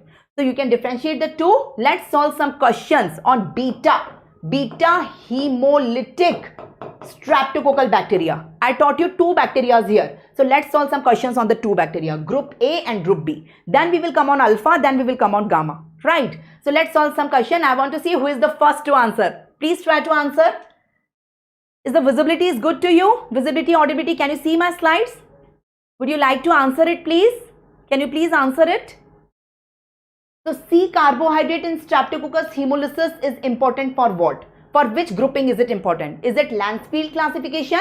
Is it pyogenic phagocytic inhibition, toxin production, or hemolysis? So we know group C carbohydrate is for, yes, the correct answer is A. You all are right. It's for Lancefield classification. So we have seen good morning Lucknow city. The Lucknow city Lancefield classification is based on group C. So Lancefield classification is based on group C. Lucknow city is the mnemonic. You all are right. Very good. Very good. Please everyone respond. Everyone answer. At max you will be wrong. It's okay. But try to answer it. Very good. So correct answer here is A. So let's move ahead. Griffith typing is done for. Griffith typing is done for which bacteria? So what is Griffith typing? You know. So you obviously know the correct answer. Is it Staphylococcus, Streptococcus, meningococcus or gonococcus? Of course the correct answer is Streptococcus. We all know. What is Griffith typing? So good morning Lucknow city. So Griffith typing is based on the M protein of Streptococcus, based on which we classify Streptococcus pyogenes into 100 types. Yes, into 100 types. So correct answer is B. The next question. Crystal violet blood agar. Crystal violet blood agar is a selective media for which bacteria? Selective media for which bacteria? Is it a selective media for Corynebacterium diphtheria? Is it a selective media for Staph aureus? Is it a selective media for beta hemolytic streptococcus? Or is it a selective media for meningococcus? You should know the selective media for each and every bacteria. So crystal violet blood agar, I told you it's a selective media. You all are right. It's beta hemolytic streptococcus. It's a selective media for beta hemolytic streptococcus. You all are right. Very good. I'm changing the question. Instead of crystal violet blood agar, I'm asking PNF blood agar. What is your answer now? Polymyxin, neomycin and fusidic acid. What is your answer now? So PNF blood agar is a selective media of what? Would you like to change your answer? No. Still the answer is same. So there are 2 selective media for group beta hemolytic streptococcus, the crystal violet and PNF. I'm changing the question again. And now I'm asking you the mannitol salt blood agar. I'm adding mannitol and salt in the blood agar. The blood agar is same, but I'm changing the composition. So mannitol salt blood agar is a selective media of what? Yes, very good. Now the answer will become Staphylococcus, right? So, and if I again change the question, I will ask you tellurium blood agar. If I ask tellurium in the blood agar, the answer will become A. So in this way, we can change the question. The answer will be changed. You should know the selective media for each and every bacteria. That is my point. So let's go to the next question. It's a clinical question. Take the clues. So the first clue in the question is a child. There is a child. Number 1, there is a child presents with infective skin lesion on the leg. The child is having some skin lesion on the leg. Culture was done which show gram-positive cocci in chains. So gram-positive cocci in chains. So it has to be some Streptococcus. It has to be some Streptococcus because it is in chain. Chain is the biggest clue given to you. And it is beta hemolytic. So Streptococcus are of 3 types, alpha, beta and gamma. So they are asking about the Streptococcus which is beta hemolytic. Not alpha, not gamma. It is beta hemolytic. So which test will you take to perform? So in the beta hemolytic there are 20 types, na? But 2 are important, group A and group B. I taught you. Group A causes the skin infection. I told you it causes respiratory infection, skin infection and non-suppurative. So in the skin infection it causes impetigo, erysipelas, right? So that can be. So they are asking for group A. So can you tell me a peculiar test for group A? This is how I approached, and my diagnosis is it's a group A beta hemolytic Streptococcus bacteria. That is my diagnosis. So how I approach towards the diagnosis? Currently the question is very simple because I taught you this bacteria and putting this question. Imagine you complete all 30 bacteria, then you receive this question. You will get a little bit confused. So the approach towards the question is important. Right, so the chain से यहाँ से समझ में आएगा, you have to say Streptococcus, not Staphylococcus, not anything else. Right, and दूसरी चीज it's gram-positive cocci, so only 2 gram-positive cocci are there. Staphylococcus, Streptococcus. It's not Staphylo, it's Strepto because it is in chain. दूसरा beta hemolytic है, so beta hemolytic है, the most important skin infection, it is Streptococcus pyogenes. So of course the answer is bacillus sensitivity, which is a unique feature of Streptococcus pyogenes. So correct answer here is C, and you all are right. Very good, you all are right. So do you have any confusion in that? Can we go ahead? The next question is in front of you. Can you tell me a bacteria in which CAMP test is typically positive? The CAMP is positive in which bacteria? Is it group A Streptococcus, group B, group C, group D? Group C, D though I didn't taught you. I taught you only group A and B. C, D are not important in your syllabus. I have not seen question on that. So from A is Streptococcus pyogenes and B is Streptococcus agalactiae. So in which CAMP is seen? Yes, the answer is B. Yes. So in B, the CAMP reaction is seen. Instead of CAMP, if I change the question and ask you hippurate test is positive in which one? So again, the answer is same. So basically, I want to tell you that for Streptococcus agalactiae, 2 tests are important and unique. The CAMP is unique here, the CAMP positivity, and hippurate positivity is very unique here. For group A, only one is unique. That is bacillus sensitivity. One more, it's PYR. So bacillus and PYR are unique here, and CAMP and hippurate are unique here, right? Yes, well, this class will be there on the YouTube forever. Pavi, you can watch it later on also if you wish, but if you watch it live, you can ask your doubt also simultaneously. So can we go ahead? The next question is in front of you. Causative agent of acute rheumatic fever. Can you tell me the causative agent of acute rheumatic fever? What is rheumatic fever? It is a non-suppurative complication. So the sequel start after the entry of which bacteria? So all the options are beta hemolytic, of course. But is it group A, B, C, D? Again, C and D I didn't taught you. Just to confuse you, they are giving you the option. From A and B, of course, the answer is A. Group A, yes. No, answer is not B. Someone is getting confused. The answer is A. It's group A beta hemolytic Streptococcus bacteria. That is Streptococcus pyogenes we are talking. So correct answer here is, I'm sorry. The correct answer here is group A. This answer is wrong. The correct answer here is group A. By mistake it is written. The answer is A, not B. By mistake I have marked B, right? I'm sorry for that, but the answer is A. I'm confirming the answer is A. By mistake it is there. So going to the next question, there is a child, take the clues, presented with sepsis. A child presented with sepsis, right? Bacteria isolated shows beta hemolysis on blood agar. So there is a child with sepsis having beta hemolytic colonies. Number 1, it is resistant to bacitracin. If it is resistant to bacitracin, it cannot be Streptococcus pyogenes. So rule out this option because it is bacitracin resistant, no? So it cannot be like that, right? And it is positive CAMP. Positive CAMP is the biggest clue. Positive CAMP is only this bacteria, it is Streptococcus agalactiae, and it is fitting also. It causes neonatal meningitis and sepsis both. It is the most common cause of neonatal sepsis and meningitis, and here they are saying it is a child with sepsis. Yes, so it is fitting here. It is fitting here. So correct answer here is B. You can make it out. Going to the next question, bacitracin sensitivity is used to differentiate what?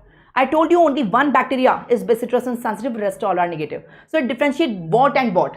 It is used to differentiate group A Streptococcus from Staphylococcus, or it is used to differentiate group A Streptococcus from other beta hemolytic. There are total 20 now. So group A from group B to B. Is it used for that? Is it used to differentiate group A from gamma hemolytic? Or is it used to differentiate group A from alpha hemolytic? So what is your answer? What is your answer? What is your answer here? Yes, the answer here is of course B. It is used to differentiate group A from B to B. So I told you we divide the Streptococcus in 3 categories: alpha, beta and gamma based on their hemolysis on blood agar. Yes or no? Yes or no? So here I told you we divide further beta into 20 categories based on the group C carbohydrate. It is done by Lansfield. A to V. So the group A is bacitracin sensitive. Rest all B to V. The remaining 90, they are bacitracin resistant. So the bacitracin test differentiate A from all other beta hemolytic. This is my answer I want to say here. It doesn't differentiate beta from alpha or gamma. No. So that is my answer. I hope it's crystal clear. I hope it's crystal clear. I'm going to cover only bacteriology, not whole microbiology now. Someone is asking, I guess. So can we go ahead? We are done with beta Streptococcus. Let me start with alpha. In the alpha, I will teach you two. Let me start alpha. So first is Streptococcus pneumoniae, then viridans. Streptococcus pneumoniae. Streptococcus pneumoniae. Let's start it. Only important points. So Streptococcus pneumoniae is also known as Diplococcus. Why it is known as Diplococcus? Because it always occurs in pairs. Can you see the pairs please here? See the pair. So two bacteria together and a capsule over it. Two bacteria together and a capsule over it. Two bacteria together and a capsule over it. So basically they are capsulated. Now see the mnemonic I have given you for the capsule at the beginning of the lecture. Pachyp MCV. MCV ka Pachyp ka P hai. Pneumococcus. It is P. Pachyp ka P. Right? So it is coming in that mnemonic also. So basically the bacteria is flame shaped. You know what is flame shaped? So bacteria is like this. The flame. The two bacteria are in pair. They are flame shaped or lens. They are the lens shaped. And over each pair there is one capsule. One capsule is not around this bacteria also, this bacteria. No, it's not the case. Over one pair we are having one capsule. So one capsule around one pair. Based on the capsule they are of 95 types. 95 types. So that is the introduction I must say. Right? Can we go ahead? How to demonstrate the capsule? So what is the shape of this bacteria? This is flame shaped or lens shaped. It occurs in pairs and there is one capsule around each pair. Based on the capsule it is of 95 types. I am talking about Streptococcus pneumoniae, which is also known as Diplococcus because it occurs in pairs. So that is the introduction. After that, what are the two ways of capsule demonstration? How you demonstrate the capsule? What are the two ways by which we can demonstrate the capsule? Number one, negative staining. You know, in negative staining, the background is stained, not the bacteria. So on a negative background, the bacteria will stand out. The bacteria will stand out on a negative background. So here it's India ink, number one, negative staining, nigrosin or India ink. And number two, it is known as Quill-Lung reaction. What do you mean by Quill-Lung reaction? Do you know? What do you mean by Quill-Lung reaction? If you take the bacterial suspension directly and try to make a smear and try to see it, we cannot see the capsule very clearly. This is the capsule, but I cannot see it very clearly. So what I will do? I will add anti-serum against the capsule, antibody against the capsule. What I am doing? I am adding in this test tube, I am adding antibody. Antibody against what? Anti-serum against what? Against the capsule. So the antibody will bind with the antigen. The antibody will bind with the capsule. Due to antigen-antibody reaction, the capsule swell. I am using the word swelling. The capsule will swell. And swelled capsule can be easily seen. Can you see the capsule is swelling? So swelling of the capsule is known as Quill-Lung reaction. So basically in Quill-Lung reaction we are swelling the capsule. How we are swelling the capsule? We are adding the antibody against the capsule, anti-serum against the capsule. We are mixing it and then making the smear. So antigen-antibody reaction takes place and it results in swelling of the capsule. Can we go ahead? Can we go ahead? Can you see this is blood agar? Can you see this is blood agar? On the blood agar, it shows very typical. Have you played carom when you were a kid? Or I still play it. Carom coin. Have you seen the carom board? Carom board we play now. These are the carom coins. Carom ki goti. So how does it look like? There are concentric rings.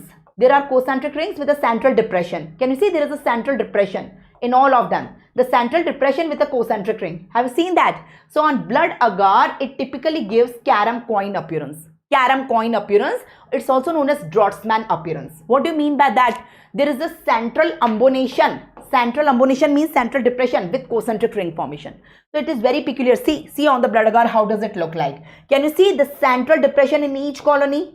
And if you see, there is concentric rings also. So each of them is looking like a carom coin. Can you see? Each of them is looking like carom coin. So this is typically known as carom coin appearance. On blood agar, it's very, very, very peculiar. Now coming on the biochemical reactions. What bacteria we are studying, by the way? Don't forget the bacteria. We are studying Streptococcus pneumoniae. Streptococcus pneumoniae is the name of the bacteria. Where is the account of Streptococcus pneumoniae? In which bank? Bacteria also have account. In which bank? He is having account in Bank of India, BOI. It's a mnemonic, right? So Streptococcus pneumoniae have account in Bank of India, BOI. B stands for bile solubility. It is bile soluble. I will explain you the meaning. It's bile soluble. O stands for optochin sensitivity. So optochin is again a chemical. How many chemicals we have studied till now from the beginning of the session? Novobiocin. So you can tell me novobiocin sensitivity and resistance is shown is used to differentiate which bacteria. The second I taught you is bacitracin. Bacitracin sensitivity and resistance is shown by which bacteria. To differentiate which bacteria we use that. The third I am saying is optochin. Optochin is useful here. So in every bacteria there is some chemical or some antibiotic. You have to learn the name. Novobiocin is related with cones. Staphylococcus.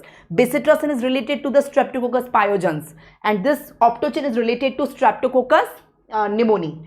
And I is not insulin, it is inulin. Inulin is a sugar, you know, inulin like glucose, galactose, maltose, it's a sugar. So they do the fermentation of a unique sugar, a special sugar known as inulin.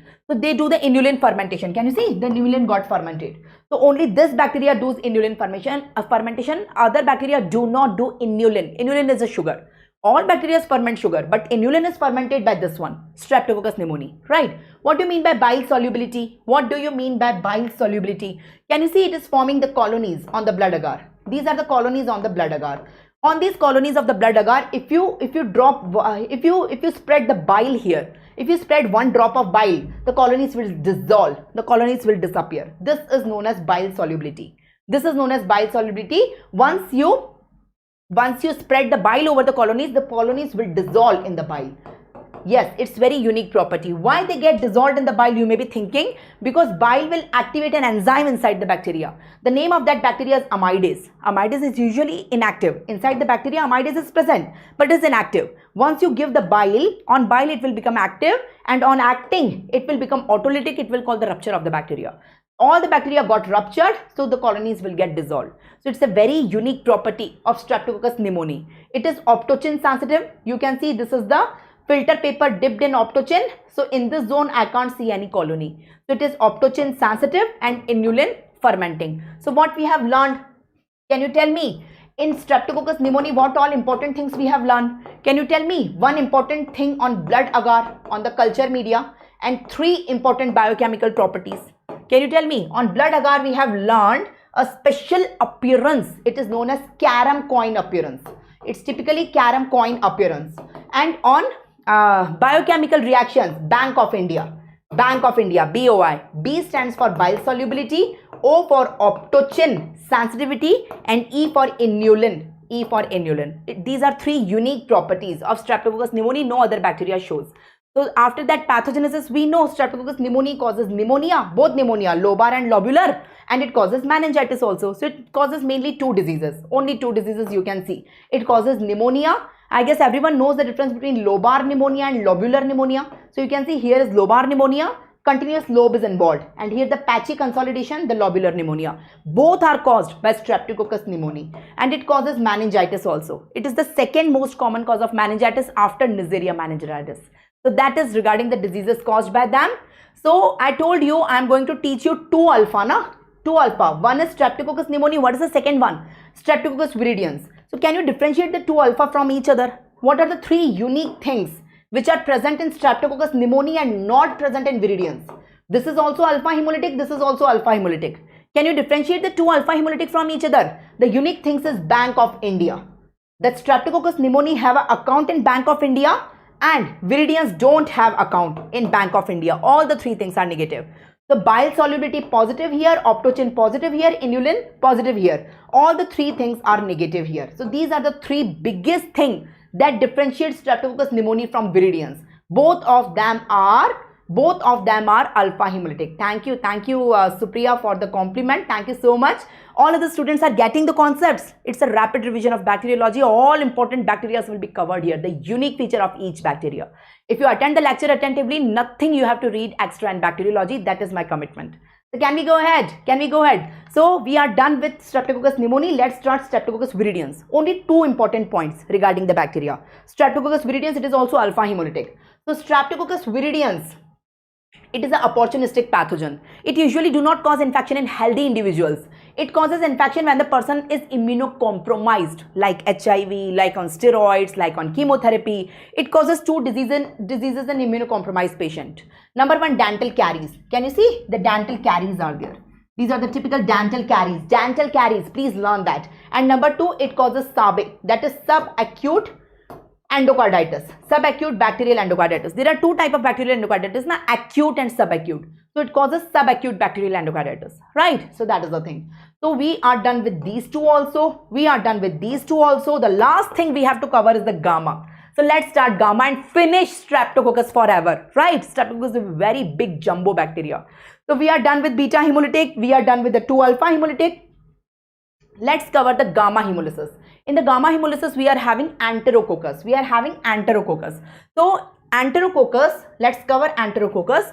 These are few important points regarding the Enterococcus, that is gamma hemolytic Streptococcus. Number 1, it is also a cocci, no? It is also arranged in chains. So basically, it is also arranged in pairs.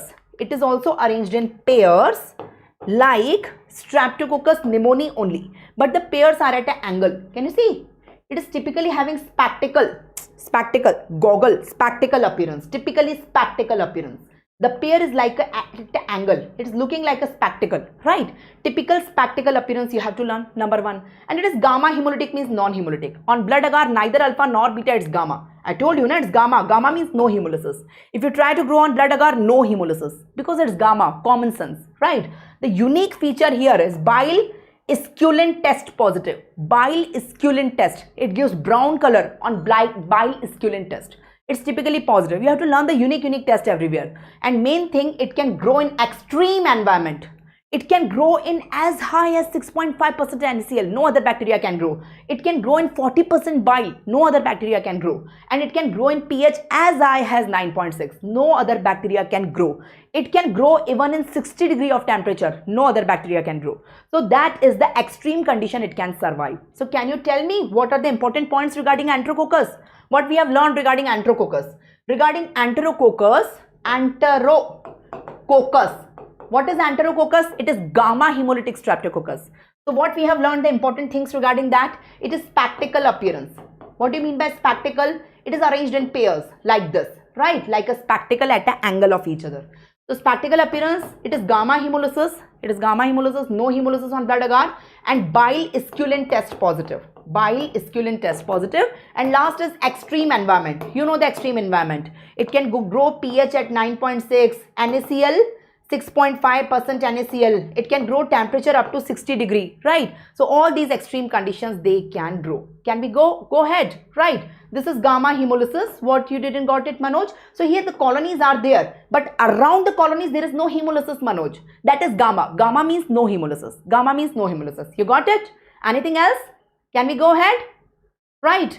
So can we go ahead? So we are done, and this is the summary of gram-positive cocci in front of you. We are done with gram-positive cocci. The Staphylococcus, the Streptococcus, the biggest 2 bacteria, and bacteriology is done. Now all other bacteria are very small. We will run fast. But these 2 were the biggest one, and I am done with them. So this is the summary in front of you, the approach.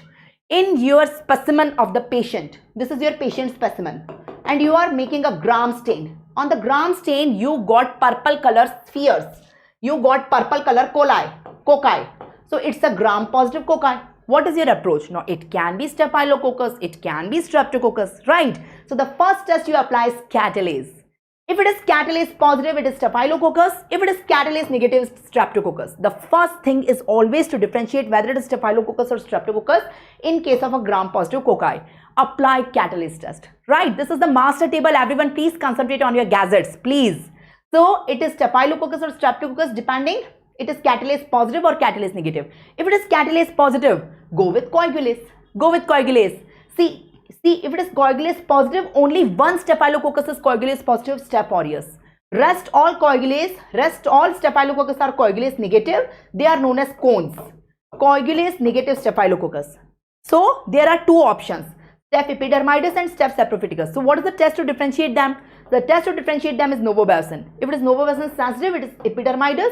If it is resistant, it is saprophyticus. Right? Anything you didn't got it? So coming on Streptococcus, here we do the beta hemolysis on the blood agar. Based on that, they are of 3 types: alpha, beta, gamma.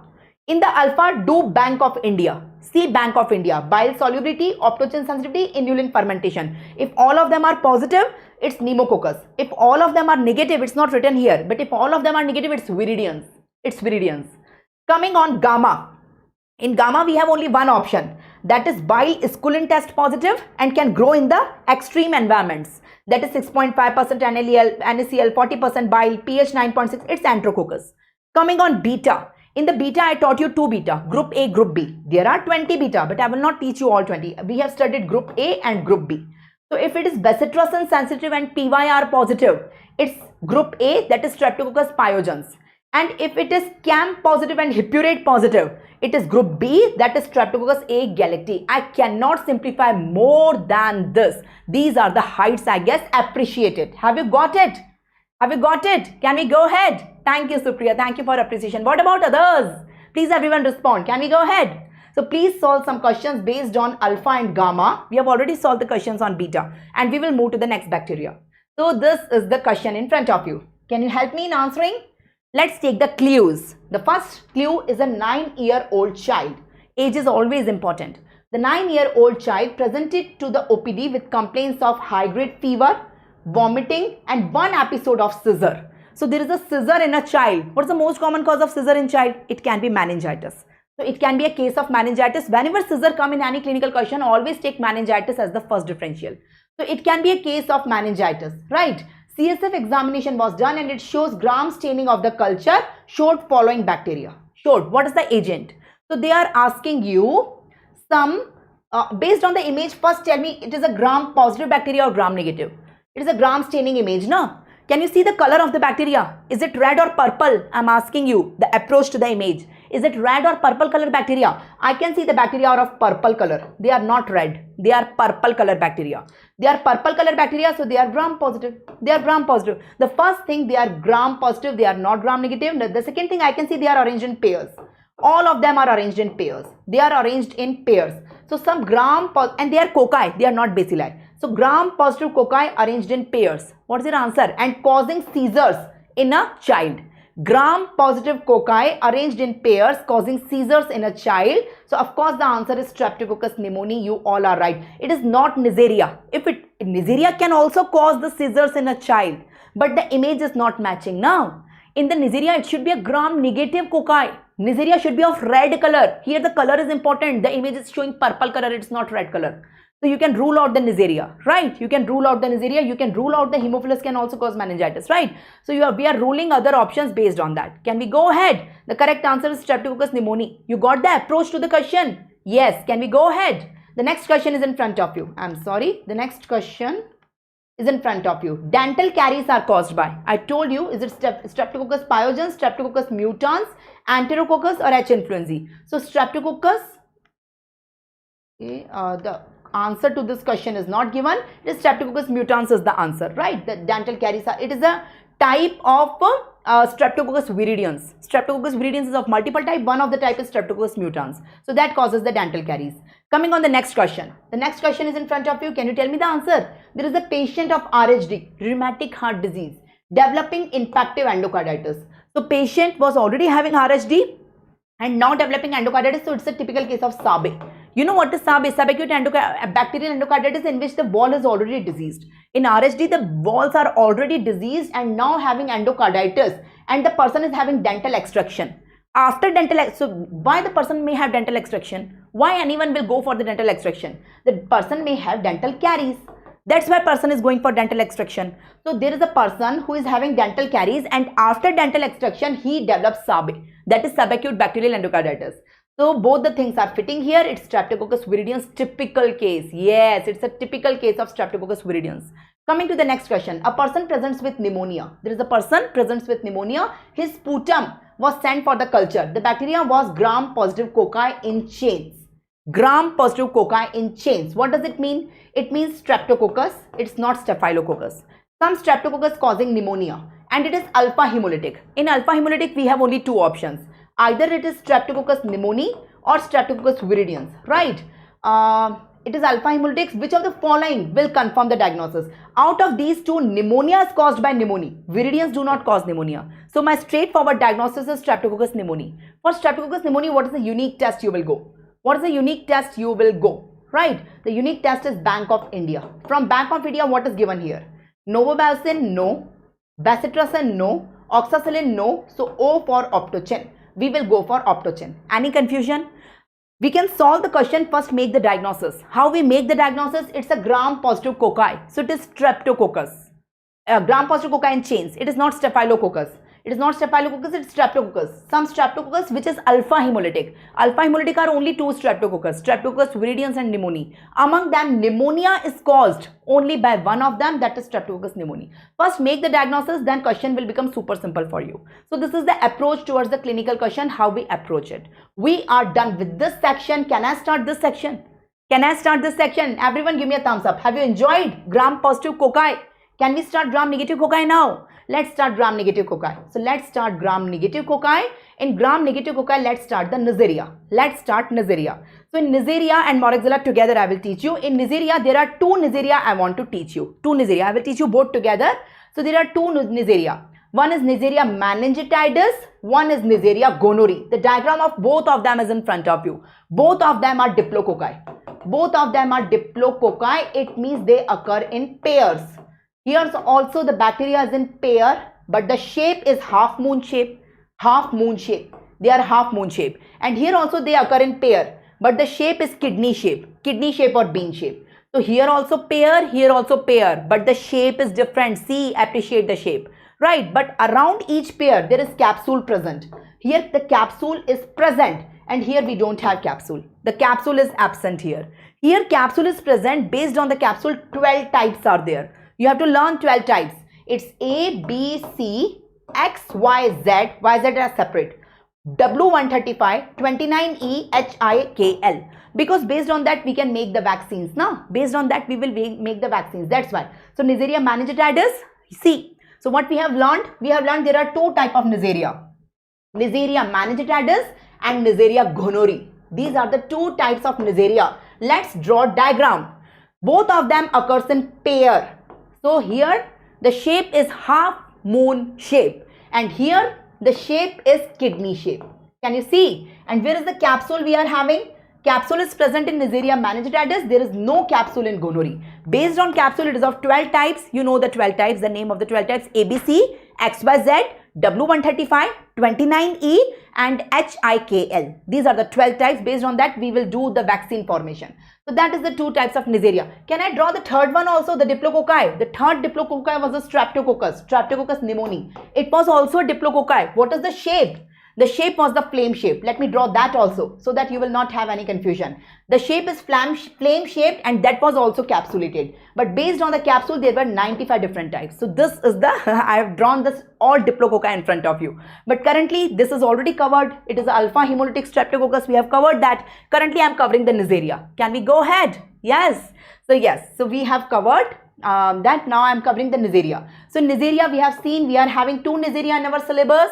Neisseria meningitidis, we have seen it's capsulated, it's lens shaped, half moon shaped. The Neisseria gonorrhoeae, no capsule, it's kidney shaped and bean shaped. Right? That is the first difference we have seen between them. So here the virulence factor is capsule. Capsule is present. Here capsule is not present. No, capsule is absent. So here the virulence factor is pili. Here pili are present. You know, pili or fimbri. So here pili or fimbri are very unique. Right? They occur in nasopharynx. That's why from nasopharynx they will go to the brain. They will involve the meninge and they cause the meningitis.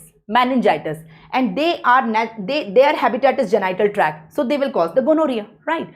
So regarding the sugar fermentation, I will tell you. You can see for both of them, whether it is Neisseria meningitidis or Neisseria gonorrhoeae, meningococcus, gonococcus, for both of them, on blood agar, they are gamma hemolytic. They do not form any hemolysis. So you can see the colonies, but around the colonies, there is no hemolysis. It's gamma. Gamma means no hemolysis for both of them. On chocolate agar, the same thing. The colonies are there, no hemolysis. The colonies are more mucoid and clear looking.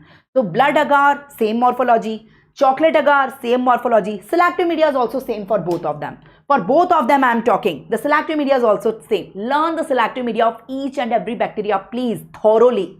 Here the selectivity is Thayer-Martin medium. It's Thayer-Martin, modified Thayer-Martin. What is the modification? What is Thayer-Martin? We take blood agar and we will add three things in that. Number one, vancomycin, colistin and nystatin. The three antibiotics and antifungal drugs. So vancomycin, colistin are the antibiotics, nystatin is the antifungal drug. And if we add the fourth also, vancomycin, colistin, nystatin, along with that, one more, trimethoprim, it will become modified. So Thayer Martin, modified Thayer Martin. These are the two selective media. Thayer and Martin are two scientists. Thayer and Martin are two scientists. Martin form a combination with another scientist, Martin Lewis. So Martin Lewis is also there. So Thayer Martin or Martin Lewis. These are the selective media. Coming on biochemical reaction, both of them are catalase positive. Like Staphylococcus, both of them, Neisseria gonorrhoeae also and Neisseria meningitidis also, right? Both of them are oxidase positive. You can see the purple color. You know how to perform the oxidase test. Both of them, Neisseria meningitidis, Neisseria gonorrhoeae are oxidase positive. But how to differentiate them? You will say, ma'am, you are saying same blood agar, same chocolate agar, same selective medium. Both are catalase positive, both are oxidase positive. Only difference is this between the two. Only difference is sugar fermentation. What is the difference between sugar fermentation?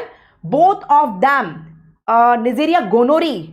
Okay, what is about the sugar fermentation? Let me show you. Regarding the sugar fermentation, meningitis ferment both glucose and maltose, but gonorrhoeae ferments only glucose. G for G. Gonorrhoeae ferment only glucose. Can you see this is the diagram of gonorrhoeae? It is changing color only of glucose. Only glucose, not maltose, not anything else. But meningitis changing the color of glucose plus maltose both. You got my point? So what I told you, the two bacteria, Neisseria meningitidis and Neisseria gonorrhoeae. Can you tell me the sugar fermentation, please? G for G. Gonorrhoeae ferment only glucose. But meningitis along with glucose ferment maltose also. M for M you can learn, right? So maltose is differentiating. Glucose is in both of them. Maltose differentiate the two. Maltose is the sugar based on which you can differentiate the two. So that is the thing. But they cause different disease. They cause entirely different disease. Meningitis causes meningitis. It causes pyogenic meningitis along with rash, septicemia. It also causes Waterhouse-Friderichsen syndrome. It is a severe fulminant meningococci. Right, so patient have multi-system involvement. So you can see the meningitis, meningeal involvement, patient will come with scissors, the rashes are there, you can see, right? But in gonorrhoeae, it is a STD, it is a STD. So here the man, it can occur in man also, female also. Of course, it is a sexually transmitted disease, the gonorrhoeae. It causes gonorrhea. So in man, it presents as urethritis, the first symptom. After that, prostate, seminal vesicle, everything can involve. Ultimately, it will lead to water cane perineum. In female, it starts as cervicitis. After that, other organs are also involved. But ultimately, it will lead to Fitz-Hughes-Curtis syndrome. You have to take these catchy names for your MCQs. Right? It can occur in prepubertal girls also. You may be thinking, ma'am, what is the difference between women and prepubertal girls? In prepubertal girls now, it do not cause cervicitis like female. The first organ is cervicitis, but here it causes vulvovaginitis. Because of the alkaline pH of the vagina, it causes vulvovaginitis. And in infants, it causes ophthalmia neonatorum. You may be thinking, ma'am, here you are saying it's a sexually transmitted disease. So it can occur in young man, young female, prepubertal girl because of the sexual transmission, right? Because of the sexual intercourse. But how does it occur in infant? How does it occur? In infant, the root is not sexual transmitted, of course. So how does it occur in the infant? In the infant, you can see the root. It's through the genitalia of the mother. Imagine a lady is pregnant. This is the uterus of the lady and she is having the fetus inside that. And she is having gonorrhea. She is having gonorrhea during pregnancy and that is not treated. So the cervix is contaminated. It causes cervicitis, no? So the cervix is contaminated with Neisseria gonorrhoeae. Now during delivery, the delivery is vaginal. It's not cesarean. During vaginal, these are the eyes of the fetus.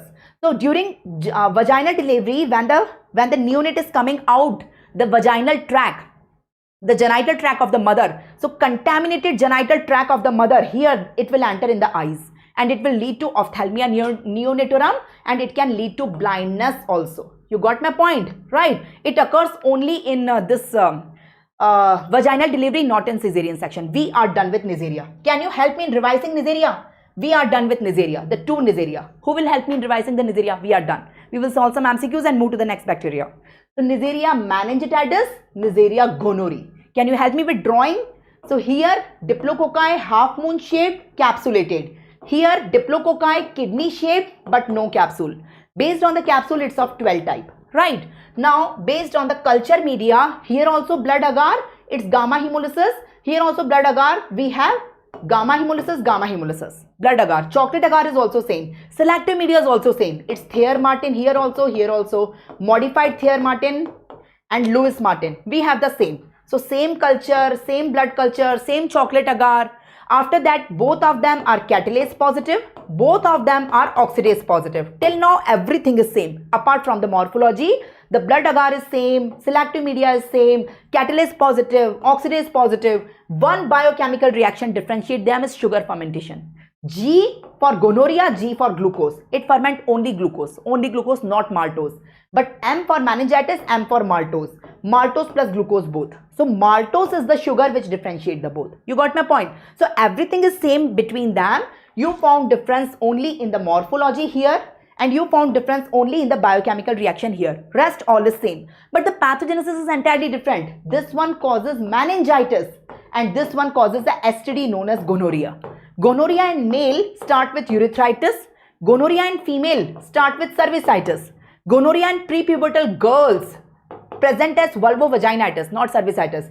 And in infants, it involves the eyes. It involves the eyes, that is ophthalmia neonatum. That is the summary. Here, apart from meningitis, the severe form is Waterhouse-Friderichsen syndrome. Right? So you have to learn these catchy name. Anything else you want to ask? That is the summary of Neisseria. Apart from Neisseria, we have Morexella also. So only one line regarding the Morexella. That is a gram-positive cocci, a gram-negative cocci. Right? So only 2 gram-negative cocci, Neisseria and Morexella. So Morexella, the important Morexella is Morexella lacunata, also known as Morex axenfeld bacilli, because of the scientists who discovered them. Right? It causes angular blepharoconjunctivitis. Can you see in the angles of the eye? You may have seen this in ophthalmology also. At the angles of the eye. Can you see? This is the angle of the eye. Appreciate the angle of the eye. It is causing conjunctivitis here. Right? So it is causing angular blepharoconjunctivitis. That is very unique.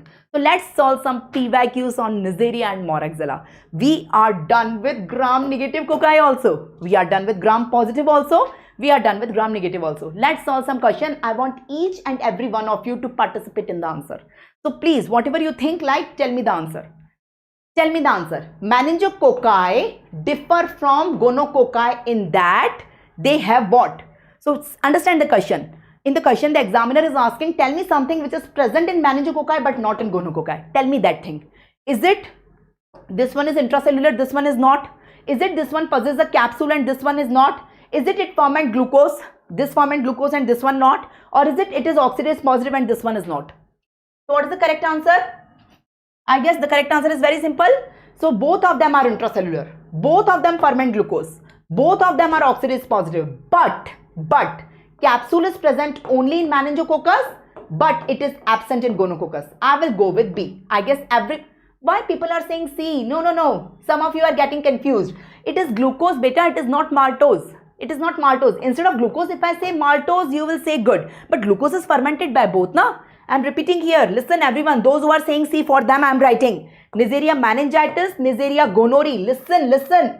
Both of them ferment glucose. Glucose is present in both. So don't go with glucose. It is fermented by both. But maltose is the thing, M for M. It is unique for meningitis but not for gonorrhea. Right? So don't go. Have you got it? Those who are saying C, kindly give me a thumbs up. You got it. C is not the answer. B is the answer. Give me a thumbs up. You appreciate it. Your mistake. You realized it. So yeah, it's better to do the mistakes here, not in exams. Right? Can we go ahead? So yes, the correct answer here is B. It possesses a capsule. Can we go ahead? This is the next question in front of you. Can you tell me the answer? Waterhouse-Friderichsen syndrome. Waterhouse-Friderichsen syndrome is seen in what? It is seen in pneumococci, meningitis, Pseudomonas or Yersinia. Of course, Waterhouse-Friderichsen syndrome, it is the severe form of meningitis involving multiple system. It is seen in Neisseria meningitis. Just now I told you it is a severe form. So yes, the correct answer is B. Selective media for meningococcus. What is the selective media? I just shown you the answer. What is the selective media for meningococcus? Of course, is it DCA? No. Is it blood agar? No. Is it algae media? No. The selective media is, of course, it's Thayer-Martin media. Yes, the correct answer is Thayer-Martin. If I change the question, instead of meningococcus, if I ask you gonococcus, what is the answer now? What is the selective media of gonococcus? So answer still same. Answer still same. For gonococcus also the selective media is Thayer-Martin only. So correct answer is D. Can we go ahead? The next question is a clinical question. Can you help me in solving the clinical question, please? There is a young lady who is complaining of sore throat. Take the clues. Young lady with sore throat for 3 days along with fever and headache. So there is a young lady having sore throat, having fever, having headache. On examination, she was severely dehydrated. The blood pressure was found to be 90/50. She is in shock. The lady is in shock with high-grade fever, with dehydration, with blood pressure falling, hypotension, and the distal aspect of the cuff. Small red spots are seen. So rashes are also seen. What will be the most probable etiological agent responsible for causing the symptoms? So is it brucella? Is it brucella abortus, brucella suis, Neisseria meningitis, and Staph aureus? So in Staph aureus, it can be the symptoms if this young lady was menstruating, but the menstruation is not given. It can be toxic shock syndrome. No? We can relate it to toxic shock syndrome, but she is not menstruating, so I will rule out this option. In brucella, this is not the presentation. I have not taught you brucella, but I will teach you. But in Neisseria meningitis, I told you there is Waterhouse-Friderichsen syndrome. In Waterhouse-Friderichsen syndrome, it is the severe form in which patient goes in shock, presented with rashes along with meningitis along with all. So correct answer here is C. It is a typical case of Waterhouse-Friderichsen syndrome. Right. So correct answer here is C. Do you agree with me, everyone? Can we go ahead? The next question is in front of you. Can you tell me differentiating feature of Neisseria gonorrhoeae from Neisseria meningitis? Now please understand the question first. I want to ask you something which is present in gonorrhoeae but which is absent in meningitis. Tell me something which is seen in gonorrhoeae but not in Okay, no, it is not like that. Can you tell me something which differentiate the two? Can you tell me, is it lactose fermentation which differentiate the two? Is it maltose which differentiate the two? Is it mannitol or is it sucrose? What do you say? What do you say? Right? What do you say? So yes, you all are right. You all are right. So no, not mannitol. It's maltose. People are confusing with mannitol. Don't get confused with mannitol. I told you it's maltose fermentation. So again and again I am repeating the same thing. Neisseria meningitis, Neisseria gonorrhoeae. I hope you all got the thing. So glucose is fermented by both but maltose only by meningitis. So it is the maltose which differentiate the two. I want to differentiate the two, so answer is maltose. So that is the thing. The next question is in front of you. It's a recent question. All these are recent PYQs. You can check in your PYQs, right? So see, there is a 25-year-old man presented with urethral discharge. So 25-year-old means young. He's a young man. Young man. The young man, he may be sexually active.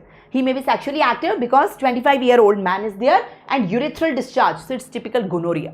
It is a typical STD. It is a typical STD. The man is presenting with urethritis.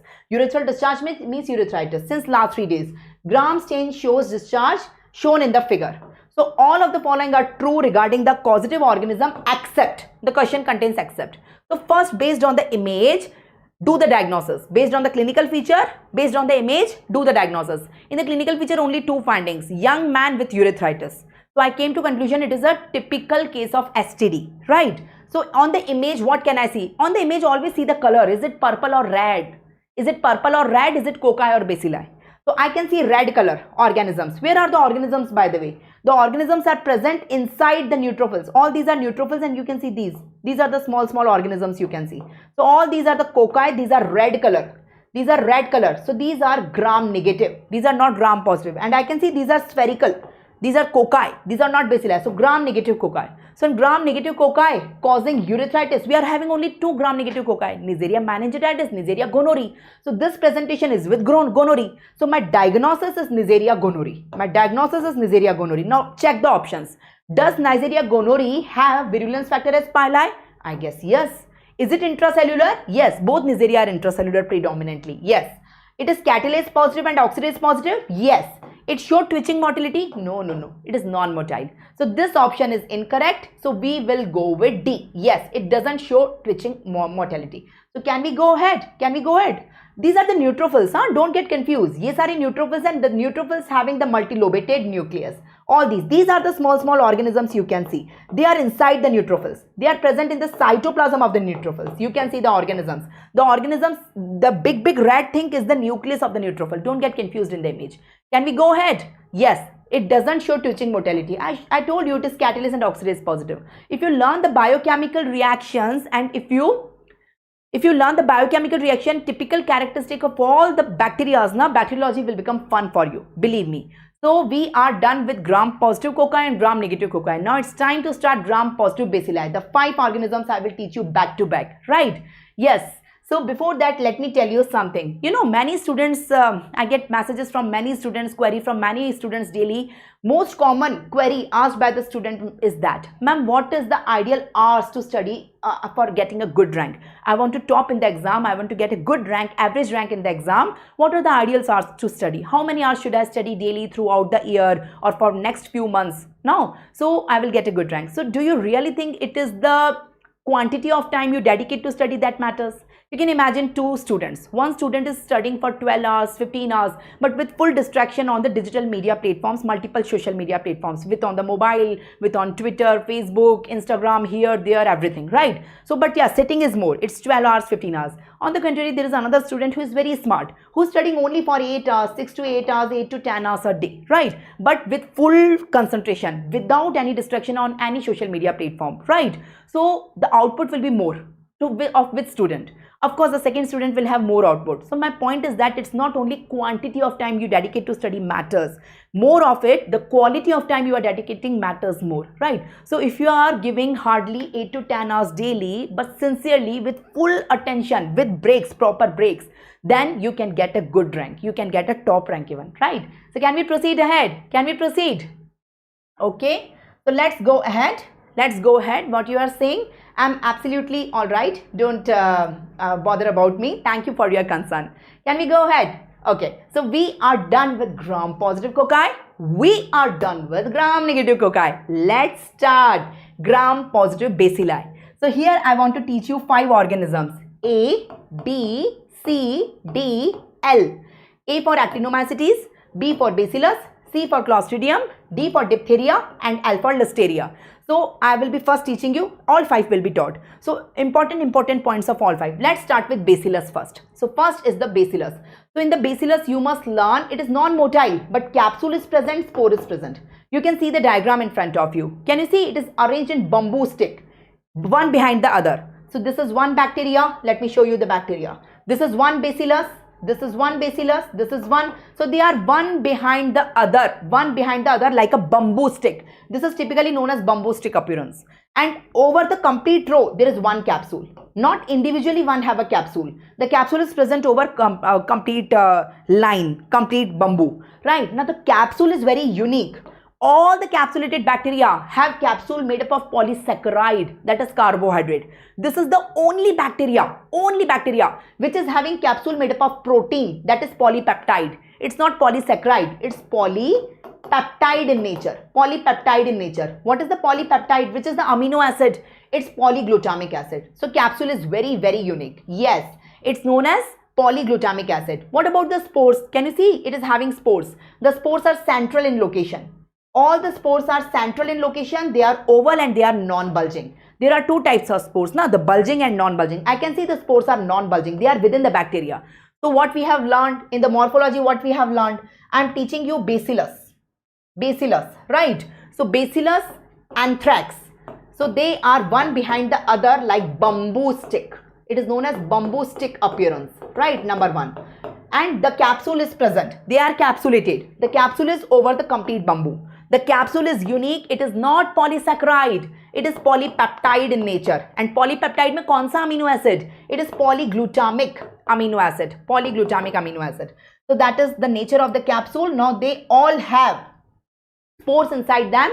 The spores are central. They are oval and they are non-bulging. So that is the morphology we have learned. You can see the same in this diagram also. And this is the bamboo stick appearance I want to show you. Can you see the bamboos are there? So they are one behind the other, forming the big bamboos. So these are known as bamboo stick appearance. Now here the most important question you get from Bacillus in your exam is culture. So there on nutrient agar, it shows medusa head colony and frosted glass appearance. Let me show you. What do you mean by medusa? Medusa is a girl. Medusa, can you see? Medusa is a girl having curly hairs, having curly mated hairs. Appreciate the hairs of the medusa. The curly mated hairs. Can you see the curly mated hairs of the medusa? This is known as typical medusa head appearance because the colonies are bamboo stick, na? So the bamboo stick, they just, mate with each other. So mated curly appearance, it is looking like medusa head appearance. This is nutrient agar. On nutrient agar, colonies are Medusa head appearance. Never ever forget. It's known as Medusa head appearance. Can we go ahead? And what is the color of the colonies? Can you appreciate the color here? What is this color? Is it white? It is cream? No. It is looking something like that. It is known as frosted glass appearance. Frosted glass appearance. Right? Yes, it is known as frosted glass appearance. So on nutrient agar, Medusa head or frosted glass? Medusa head is the appearance and the color of that appearance is frosted glass. Right? The color of the colonies. On blood agar, it is gamma hemolytic. We know that. So I have not shown you blood agar. On gelatin swab, it forms inverted fur appearance. What do you mean by inverted fur? Have you seen a fir tree? Fir tree is like a Christmas tree. So see here on the gelatin agar, it is doing the liquefaction like this. It is doing the liquefaction like this. It is looking like an inverted fur. The fir tree is like that. So it is looking like an inverted fur. Can you see? It's inverted fur appearance. Why it is inverted fur appearance? Because it is a typical aerobic, strict aerobic bacteria. And maximum oxygen is present on the surface now. So maximum liquefaction is at the surface. And liquefaction go on decreasing with spurs like, and it is giving a typical inverted fur appearance. This is the reason on gelatin swab. Right? On a media containing penicillin, the selective media containing penicillin, it gives string of pearls. Necklace. It's looking like a necklace of pearls. String of pearl appearance. Can you see? String of pearl appearance. So it is typical solid media containing penicillin. It is string of pearl appearance. Right? And there is a selective media known as PLET. What is a PLET? Full form of PLET. See the full form of PLET. The selective media is learn the selective media of all bacteria, please. P stands for polymyxin. L stands for lysozyme. E stands for ethylene diamide, means it's EDTA, and T stands for thallus acetate. They can ask you the full form. It's PLET media. And if you take polychrome methylene blue, what is the name of the stain? Polychrome methylene blue stain. On that, the capsule will get separate from the bacteria. Where is the bacteria here? I can see this is the bamboo stick. This is the bamboo stick. This is the bamboo stick. But where is the capsule? The capsule get degenerated and the capsule, disintegrated capsule form clumps, amorphous clumps. This is known as Mac-Faridian reaction. What it is known as? Mac-Faridian reaction. So this is the summary. This is the summary. What we have learned regarding Bacillus anthrax. Can you enumerate the culture media? What all we have learned? We have learned that in Bacillus anthrax on nutrient agar, what is the appearance? Can you tell me? On nutrient agar. After that on gelatin swab, what is the appearance? Can you tell me? On a media containing penicillin, what is the appearance? Can you tell me the name of selective media for that and the full form of that? Can you tell me what will be the appearance on polychrome methylene blue? Polychrome methylene blue. Yes, it is a category A bioterrorism also. Very correct. Kalpita, very correct. So can you tell me the answers please here? Anyone from the audience? On nutrient agar, very good. It's Medusa head appearance or the color is frosted glass appearance. On gelatin swab, it's inverted fur. It's like inverted fur appearance. Right? On penicillin, media containing penicillin, it's string of pearls. It's like a necklace. String of pearl appearance. The selective media is PLET. I guess you all know the full form. And on polychrome methylene blue. On polychrome methylene blue, it's, what is the polychrome methylene blue? It's known as Mac-Faridian reaction. Mac-Faridian reaction. Mac-Faridian, what do you mean by Mac-Faridian reaction? The bamboo sticks are separated and the capsule got disintegrated and it will form purple color clumps. These are very unique MCQs you will get in your exams. Very, very unique MCQs you will get in your exams. I will show you the question. Coming on the pathogenesis, it forms toxin. The Bacillus anthrax form toxin. Very, very lethal, very powerful toxin. The toxin is having three components. Let me tell you the three components of the toxin. The toxin is having a protective antigen, PA, protective antigen, a lethal factor, LF, and the edema factor, EF. So the toxin is made up of three things: edema factor, lethal factor, and protective antigen. Protective antigen will go in the cell and help in binding of the other two. So this is required only for binding purpose. For binding purpose, it will help in binding of the other two. So these two will come and bind on the human cell. In the human cell, it will affect three organs. The respiratory tract, it will affect the lungs, it will affect the GIT and affect the skin. There are three types of anthrax I will telling you. So it can be a cell of GIT, like intestine. It can be a cell of the lung, the respiratory tract, and it can be cell of a skin. It can be any of the three cells. So the toxin is going inside. So this factor is helping in the binding so that other two can go inside. The other two, the edema factor will go inside. You can see. After going inside, edema factor activate an enzyme known as adenyl cyclase. Adenyl cyclase convert ATP to cyclic AMP. So basically it increases cyclic AMP, which causes more and more sodium and water absorption, so leads to edema. It leads to edema. I will draw again, don't worry. And lethal factor will enter inside the cell, and through MAPK pathway, it will cause apoptosis of the cell. I will draw it for you. If you have confusion, I will draw it for you. Don't worry. So this is a cell. Now you may be asking, ma'am, this cell, this is a host cell, like human cell or host cell. Right. Now it can be respiratory cell, it can be cutaneous, it can be GIT, intestinal cell, the three systems which involve the anthrax.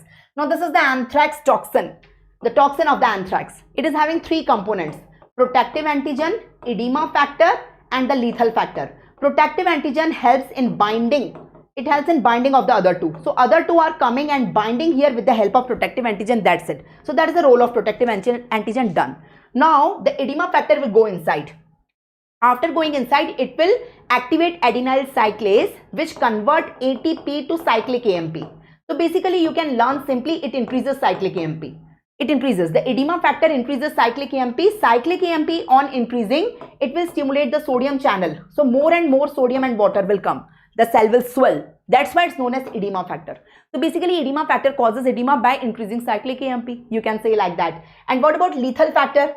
The lethal factor will also come inside, and by MAPK pathway it causes apoptosis, the degradation of the cell. So that is the toxin. You can say there are the mechanism of the toxin is very important question in your exam. Okay, let me go to the next question, next slide. You can see I told you there are three types of anthrax. The three types of anthrax is in front of you. The cutaneous anthrax involves the skin. It is the most common, right? The respiratory anthrax, you can see it is known as pulmonary anthrax, right? It is 100% fatal. If it occurs to any human, dead, 100% fatal, no treatment, right? And this one is GIT, this one is intestinal, GIT, right? GIT anthrax, in which tonsil is most commonly involved, and then the intestines will involve.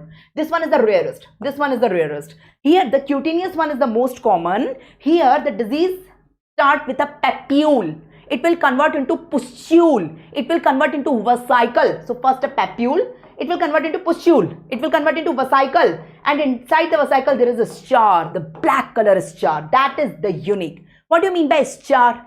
Star is the word from the Greek language. It means coal. Coal, koila. It is black color, na? That is the meaning of the anthrax. Bacillus anthrax. Anthrax word is coal, right? It is black color. So based on this black color is char. Black color is char. It is the cutaneous anthrax. You got my point? Yes. It was used in bioterrorism. It can be used in bioterrorism. It is category A bioterrorism. And in the bioterrorism, the spores are used that can cause respiratory one. In the respiratory one, person can have pneumonia. You can see the infiltrates. You can see the mediastinal widening. Typical mediastinal widening, the hemorrhagic pleural effusion is there. And the death is certain. It is 100% fatal. And the third one is the GIT one. It is the rarest, but diarrhea can occur here. So that is the thing written here. The cutaneous one is also known as Hyde-Potter disease. You know Hyde-Potter. The skin of some animal is taken, and if I cover it like a shawl, so on all organs where I can cover, on the hands, on the face, on the skin, on the trunk, it can cause over there. It is known as Hyde-Potter disease, right? The pulmonary one is known as Wool-Sotter, right? Wool-Sotter, because it is by inhalation. This one cause malignant pustule. This one is 100% fatal, and gastrointestinal is rarest one, where tonsil is most common. So that is the three type of anthrax, right? So we are done with Bacillus anthrax, by the way. Bacillus anthrax. I am teaching you Bacillus now. But there is one more Bacillus which is important and causes disease in human. What is the name of that Bacillus? Bacillus cereus. The second Bacillus is the Bacillus cereus. What does it causes? It causes anthrax. No, Bacillus anthrax causes anthrax. This one causes food poisoning. So I taught you food poisoning where? I taught you food poisoning in the Staph aureus, the first chapter. And now again I am teaching you food poisoning. This bacteria causes two types of food poisoning. The food poisoning in which only diarrhea occurs, no vomiting. And the food poisoning in which only vomiting occurs, no diarrhea. Vomiting means emetic type. So how does the same bacteria can cause two types of food poisoning? The food preference is different, and the incubation period is also different. If someone is eating cooked meat and vegetables, and the food poisoning is occurring after 8 to 16 hours, this is diarrheal type. And if someone is eating fried rice from a Chinese restaurant, do you like fried rice? I don't like Chinese, by the way. So do you like? So next time if you eat fried rice, now beware. Eat from a good restaurant in which hygiene is maintained. If you are eating it with someone on the road and maybe it is contaminated, you can have this food poisoning. Come on, right? Fried rice is the biggest clue you will get in the question from a Chinese restaurant. Chinese fried rice. It is the emetic type. Here the incubation is only 1 to 5 years. So this is short incubation period. In short incubation period, only vomiting will occur. But in long, the diarrhea will occur. So short incubation period is 1 to 5 hours. It is fried rice. And long incubation period is 8 to 16 hours. And here diarrhea will occur. You got my point? Here toxin will be produced inside the intestine. That's why it will take time. Here the preformed toxin. Preformed toxin is present in the rice. That's why it will not take time. Within 5 hours, it will cause the vomiting. So here toxin will form inside the intestine. Here it is preformed toxin. You got it? The two type of food poisoning. You got it? So here only diarrhea, no vomiting. Here only vomiting, no diarrhea. You got it? So can you tell me the two type of food poisoning caused by Bacillus cereus? Who will help me? You people are not interacting here. Come on, tell me. Yes. So tell me the Bacillus cereus, the two type of poisoning. Yes, the diarrheal type. Very good. And the emetic type. Emetic means vomiting type. The diarrheal and emetic. I'm sorry, the page is gone. I have to draw it again. So the first is the diarrheal type and second is emetic type. So can you tell me the features, please? Diarrheal and emetic. So diarrheal one is because of eating vegetables and meat. And this one is because of eating Chinese fried rice. Right? This one is long incubation period 8 to 16 hours. This one is short incubation period 1 to 5 hours. Here only diarrhea occur, no vomiting. Here only vomiting occur, no diarrhea occur. Right? Here the toxin is formed inside the intestine itself. Here that's why it is taking time. You can learn like that. And here the toxin is preformed. That's why it is not taking time. This is long incubation period. This is short incubation period. Any confusion? The two type of food poisoning caused by Bacillus cereus. You will never forget now. So that is the thing. There is a typical selective media for that. It's MYPA. What is the selective media for Bacillus anthrax? It's PLET. You know the full form of PLET? It was for Bacillus anthrax. For Bacillus cereus, the selective media is MYPA. What is the full form? M for mannitol, Y for egg yolk. M for mannitol, Y for egg yolk. P for phenol red and polymyxin also and agar. MYPA. So what I taught you? I taught you Bacillus anthrax and I taught you Bacillus cereus. Can you tell me the selective media for both of them? Here the selective media is PLET. I told you many sub-medias here. I told you on nutrient agar, it's medusa head appearance. On polychromatic methylene blue, it is McFerridian reaction. On gelatin swab, it shows inverted fur appearance. We have learned many things, but the selective media is PLET. For Bacillus cereus, the selective media is MYPA. Say yes. You got it? So learn the two Bacillus. We are done. We are done with the Bacillus. And this one causes three type of diseases. It causes cutaneous anthrax, pulmonary anthrax and GIT anthrax. You know the peculiarity of each of them. This causes only one disease, food poisoning, but the two type of food poisoning, the vomiting type, that is emetic type, and the diarrheal type. So that is a summary of the two type of Bacillus we have done. Yes, please never forget the selective media of any bacteria. If you are not learning the selective media of the bacteria, you are already out of the race. Right? So learn the clues. Selective media will be given in the form of the clues to you in clinical question. Right? So let's solve some questions based on Bacillus anthrax. We are done with Bacillus. Right? Are you people there? Can you help me in answering, please? So can you please answer it? The first question is in front of you. Capsule of Bacillus anthrax is made up of what? The capsule is very unique. Is it polysaccharide? Is it lipopolysaccharide? Is it polypeptide? Or is it long chain fatty acid? Can you tell me the answer, please? Let me see who is first to tell me the answer. Let me see. Capsule of Bacillus anthrax is made up of what? Very easy question. Yes, Kalpita, Supriya. Everyone is right. Yes, it's polypeptide. All other bacteria have capsule made up of polysaccharide, but this one is unique. The Bacillus anthrax have capsule made up of polypeptide. Which polypeptide? It's polyglutamic acid. If polypeptide is not given in the option, no, I'm sorry. Go with polyglutamic acid. Polyglutamic acid is the polypeptide. The next question is in front of you. Easy question. I'm not asking. Medusa head colonies on nutrient agar is given by. So currently question is very simple. Just now I taught you, na? But imagine the complete microbiology, all 19 subjects are done. The same question will confuse you. The correct answer is anthrax. Medusa head. You know, the girl with the curly hair. So Medusa head, anthrax. McFaradian reaction. It is seen in. Of course, I told you it is also seen in Bacillus anthrax. Not in Bacillus cereus. In Bacillus anthrax it is seen. McFaradian reaction. What is that? When we stain the Bacillus anthrax with polychromatic methylene blue, then the capsule will disintegrate. Capsule will degenerate and form the purple color clumps. This is known as McFaradian reaction. I have shown you the image also. Yes. So the correct answer here is Bacillus anthrax. The next question is a clinical question. We will take the clues. We will take the clues. Okay. So a person working in an abattoir. What is a abattoir, by the way?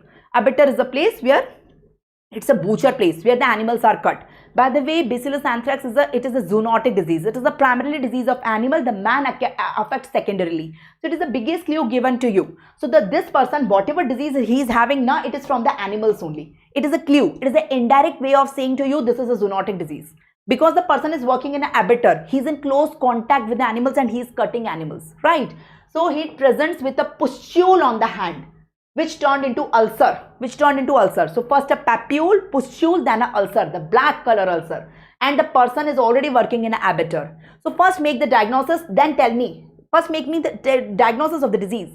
Then tell me what will help in the diagnosis of that bacteria. So of course the diagnosis is straightforward, Bacillus anthrax. The person is having cutaneous anthrax. And the ulcer they are describing, it is the black ischar, the typical ischar, right? Yes. For Bacillus anthrax, we use polychrome methylene blue, on which it will give McFaradian reaction. They are asking about carbolfuscin, no. Acid pastane, no. And calcofluor white, it is used for fungus, not for bacteria. So no. So correct answer is polychrome methylene blue. Do you agree with me? Can we go ahead? So yes, the correct answer is polychrome methylene blue. The next question, I guess everyone can answer. Chinese restaurant and fried rice. Chinese restaurant fried rice. So Chinese restaurant syndrome after eating the fried rice and vanilla sauce. So which bacteria causes it? The food poisoning. Is it Clostridium perfringens, Bacillus cereus, Staph aureus or Clostridium botulinum? Yes, the correct answer is Bacillus cereus. Very good. The correct answer is Bacillus cereus. Right. So can we go ahead? Yes. So whenever fried rice coming to your question now, answer is certain. It has to be Bacillus cereus. आगे question पढ़ो मत पढ़ो तुम्हारी मर्जी. Fried rice मतलब answer Bacillus cereus. It is that forward. So coming. So which type? Is it emetic type or diarrheal type? The fried rice one. So it is emetic type. The vomiting. The vomiting will be predominant. It is short incubation period between 1 to 5 hours. And it is preformed toxin, right? Am I right? Yes, yes. No, vanilla से कुछ connection नहीं है. The connection is only with the fried rice, not with vanilla. And you can easily eat. You can eat vanilla comfortably. You can eat fried rice also, but from a place where the hygiene is maintained. You can cook yourself at your home if you wish. Let's move ahead. So we are done with Bacillus. Let's come on the diphtheria. D for diphtheria. I am teaching you this one now, this category. We are done with Bacillus. Coming on the diphtheria. Corynebacterium diphtheria. Corynebacterium diphtheria. Are you ready for the next bacteria? Can I run? So Corynebacterium diphtheria. This is Albert stain shown to you. So we stain it typically with the Albert stain. On the Albert stain, the bacteria are green color. Can you see the green color bacteria? Can you all see green color bacteria? So see the green color bacteria. The bacteria are angulated. They are in the form of V or L. Why they are in the form of V or L, by the way? Why they are angulated? Okay, see, this is a bacilli. This is a bacilli. Bacteria want to divide, want to do the binary fission. So after binary fission, the two daughter bacilli are formed. The two daughter bacilli are not separating properly. Inadequate separation by the daughter's bacilli. There is inadequate separation and it is at an angle. That's why they are angulated. You should know reason for each and everything. So on Albert stain, the bacteria are green color. You can see the green color bacillus. And they are angulated in the form of V or L. It is looking like a Chinese language. Do you know Chinese language? I don't know, but it is looking like something Chinese language because it is angulated, no? So it is looking some Chinese language is written. So it is known as Chinese letter arrangement or known as cuneiform arrangement. Very important MCQ. So on Albert stain, the bacteria are green color. Number one, they are angulated. Number two, and because of angulated, they are looking like Chinese language and cuneiform arrangement. The next important thing in this image is that at their ends, they have granules at their ends. They have blue or purple color granules at their ends. Can you see the granules? So this is the granules. At the ends, they have granules. What are these granules? These granules are known as metachromatic granules. These granules are known as There are 4 names given to these granules, right? These granules are known as volutin granules because it was first time discovered in a bacteria known as Spirulum volutans. It is present in Corynebacterium diphtheria also, but first time these granules were not discovered in that. In Corynebacterium diphtheria, it was discovered in Spirulum volutans. That's why known as volutin granules. It was discovered by a scientist. The name of the scientist is Babes Ernst. What a beautiful name, Babes Ernst. That's why known as Babes Ernst granules. These granules are present at the poles, north pole, south pole of the bacteria, right? So this is a bacteria. This is a bacteria. So the granules are present at the 2 poles, here and here. That's why known as polar.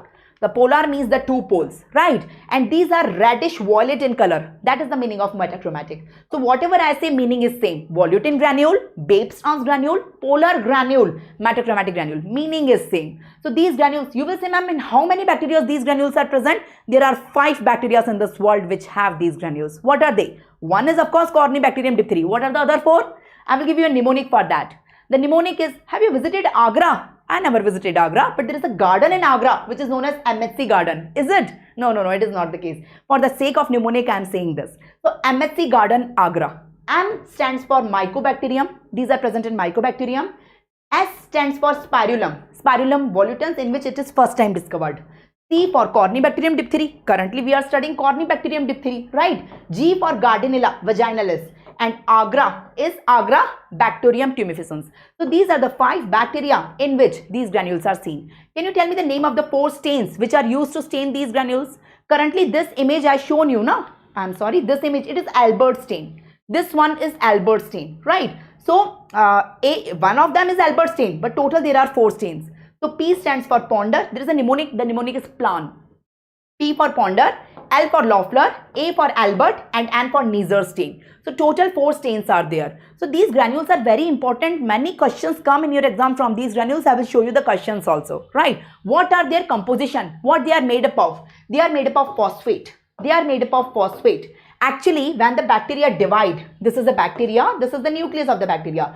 It divide and continuously do the cell division, binary fission. So the phosphate keep on utilizing phosphate. But whenever the bacteria don't divide, in case of starvation, the bacteria is not dividing. So the phosphate will accumulate in the ends in the form of the granules. So basically these granules will come only in case of starvation, when the bacteria is not dividing. So that's all about these granules. You got my point? So I'm teaching you the next bacteria, Corynebacterium diphtheria. I told you Corynebacterium diphtheria.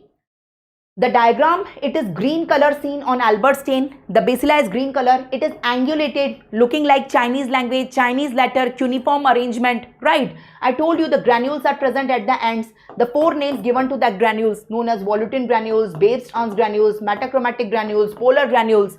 I told you the 5 bacteria in which these granules are present. The mnemonic is MHC garden Agra. You know the full form. I told you the 4 stains for the granules. The mnemonic is plan. That's all about these granules. The different names given to it, the bacteria in which it is seen, and the stains used for that. And the composition of these granules is phosphate. That's it. So that is the introduction. After that, let me come on the culture media of Corynebacterium diphtheria. We can use the liquid culture. It is not important. His serum water in which turbidity is seen. But the most important here is Loeffler's serum slope. Can you see the cream color colonies are formed? The cream color colonies are formed on Loeffler's serum slope. I am talking about Corynebacterium diphtheria. The cream color colonies on Loeffler's serum slope. But you may be thinking, ma'am, what is the selective media? Selective media of all bacteria is important. I told you, no? So what is the selective media for Corynebacterium diphtheria? There are 2 selective media. The first one is telluride media. What is the telluride media? Mix the blood agar with tellurium. Blood agar with tellurium is telluride media. It is a selective media, one of the selective media of Corynebacterium diphtheria. Here black color colonies are formed. Can you see the black color colonies? How beautiful they are looking. The black color colonies. Based on the morphology of the colonies on telluride media, we divide Corynebacterium diphtheria into 3 types, right? Can you see here? The colonies are looking like a flower. Daisy flower. Daisy is the name of a flower. Have you seen the flower? Daisy. Daisy is the name of flower, like rose, like lotus, daisy head. So here the colonies are black, but they are looking like a daisy head. Beautiful flower, right? Here the colonies are looking like a poached egg. They are looking like a poached egg, right? And here colonies are very small, black color, looking like a frog egg. Looking like a frog egg. You got my point? So the daisy head are known as gravis. This type of Corynebacterium is known as gravis. This type is known as mitis, and this type is known as intermediate, right? So gravis, mitis, intermediate. These are the three types of the Corynebacterium based on the morphology on the telluride agar, which is one of the selective agar. Have you got it? So say the three types, what we have learned. What are the three types? Can you tell me the three types? The first is the daisy head, then I will say the frog, and then I will say the poached egg. Frog egg and poached egg. So we divide into three types. What are the three types?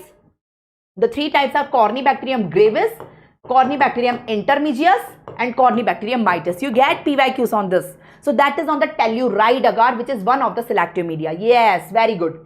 Very good, right? So the second selective media is Tinsdale agar. You will say, ma'am, what is it? It is same, telluride only, telluride. The only thing you are adding additionally cystine. Additionally. So here black or brown colonies are also there. So what we have learned Corynebacterium diphtheria, the culture media. Can you enumerate the culture media? The first culture media is a liquid culture media, not important, His water. His serum water, turbidity is noted. The second is Loeffler's slope, in which cream color colonies are there. The third is telluride, and fourth is Tinsdale. The telluride and Tinsdale are the selective media, on which black color colonies are there. Based on telluride, we divide them into three types: gravis, intermedius, and mitis, based on the colony morphology: daisy head, frog egg, and poached egg. Give me a thumbs up on this point. Are you people still listening? If you are still listening, give me a thumbs up. Can we go ahead? So let me tell you the pathogenesis. So in the pathogenesis, it produces a toxin. For producing toxin, it requires a gene, the tox gene. And tox gene is given by a phage, bacteriophage. It is known as lysogenic conversion. You may have read this. I taught you in general microbiology, also in genetics, that lysogenic conversion, a bacteriophage. Can you see? This is the bacteria. This bacteria is Corynebacterium diphtheria. It doesn't have tox gene. So it is not producing the toxin. So a bacteriophage is coming and giving the tox gene. The bacteriophage is beta phage and it is giving the tox gene. Now it got the tox gene. This is the tox gene. It is received. This process, now it will become toxigenic. It will produce the toxin and cause the disease. This process is known as lysogenic conversion. It's very important PYQ. With the help of lysogenic conversion only, the tox gene will come inside the Corynebacterium diphtheria. The avirulent strain can be converted into virulent strain by toxin, and toxin is given by a bacteriophage. The name of that bacteriophage is beta phage and the mechanism is lysogenic conversion. All these are PYQs. Can we go ahead? What is the mechanism of action of toxin? Toxin will go inside the cell. This is a cell, human cell. Human cell. The toxin have two components, A and B. B is for binding. B is only for binding. It is not an active component. A is active. A for active. A for active. A will go inside. You can see clearly in the diagram. B is only for binding. A will go inside.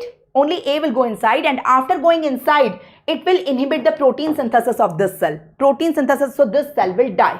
Now, which human cell is it? It can be a heart cell, human heart cell, it can be adrenal cell, and it can be any nerve cell. So, three human tissues are susceptible for the diphtheria: the heart, the adrenal gland, and the nerves. So, this can be any cell. So, toxin is going inside, inhibiting the protein synthesis of that cell. So, that cell will die. Cell death will occur because of inhibition of protein synthesis. The mechanism of action is inhibiting protein synthesis. There are total 4 toxins in bacteriology which acts by this mechanism. So apart from diphtheria, 3 more are there. There is a mnemonic to learn. The mnemonic is Delhi Public Secondary School. Delhi Public Secondary School, you will never forget now, DPSS.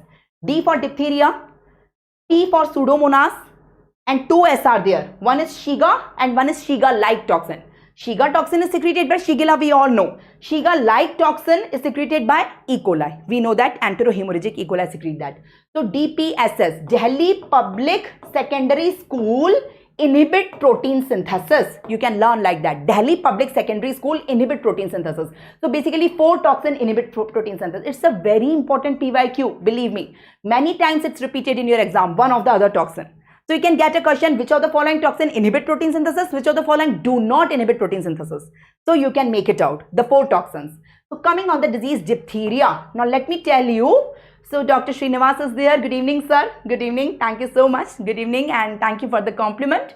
Can we go ahead? So diphtheria. Let me tell you something. Diphtheria is not bacteremia. Bacteria do not go in blood. Corynebacterium, diphtheria never go in blood. The toxin of the bacteria will go in blood. So bacteria will secrete a toxin and the toxin will go in blood. Let me draw a diagram for you. So let me draw a beautiful diagram for you. Let me draw a rough sketch diagram of a human being. So this is a human being and let me draw the tonsils of this human being. So this is the tonsil, right? So this is Corynebacterium diphtheria infection is occurring and Corynebacterium diphtheria is forming a pseudo membrane on the tonsil.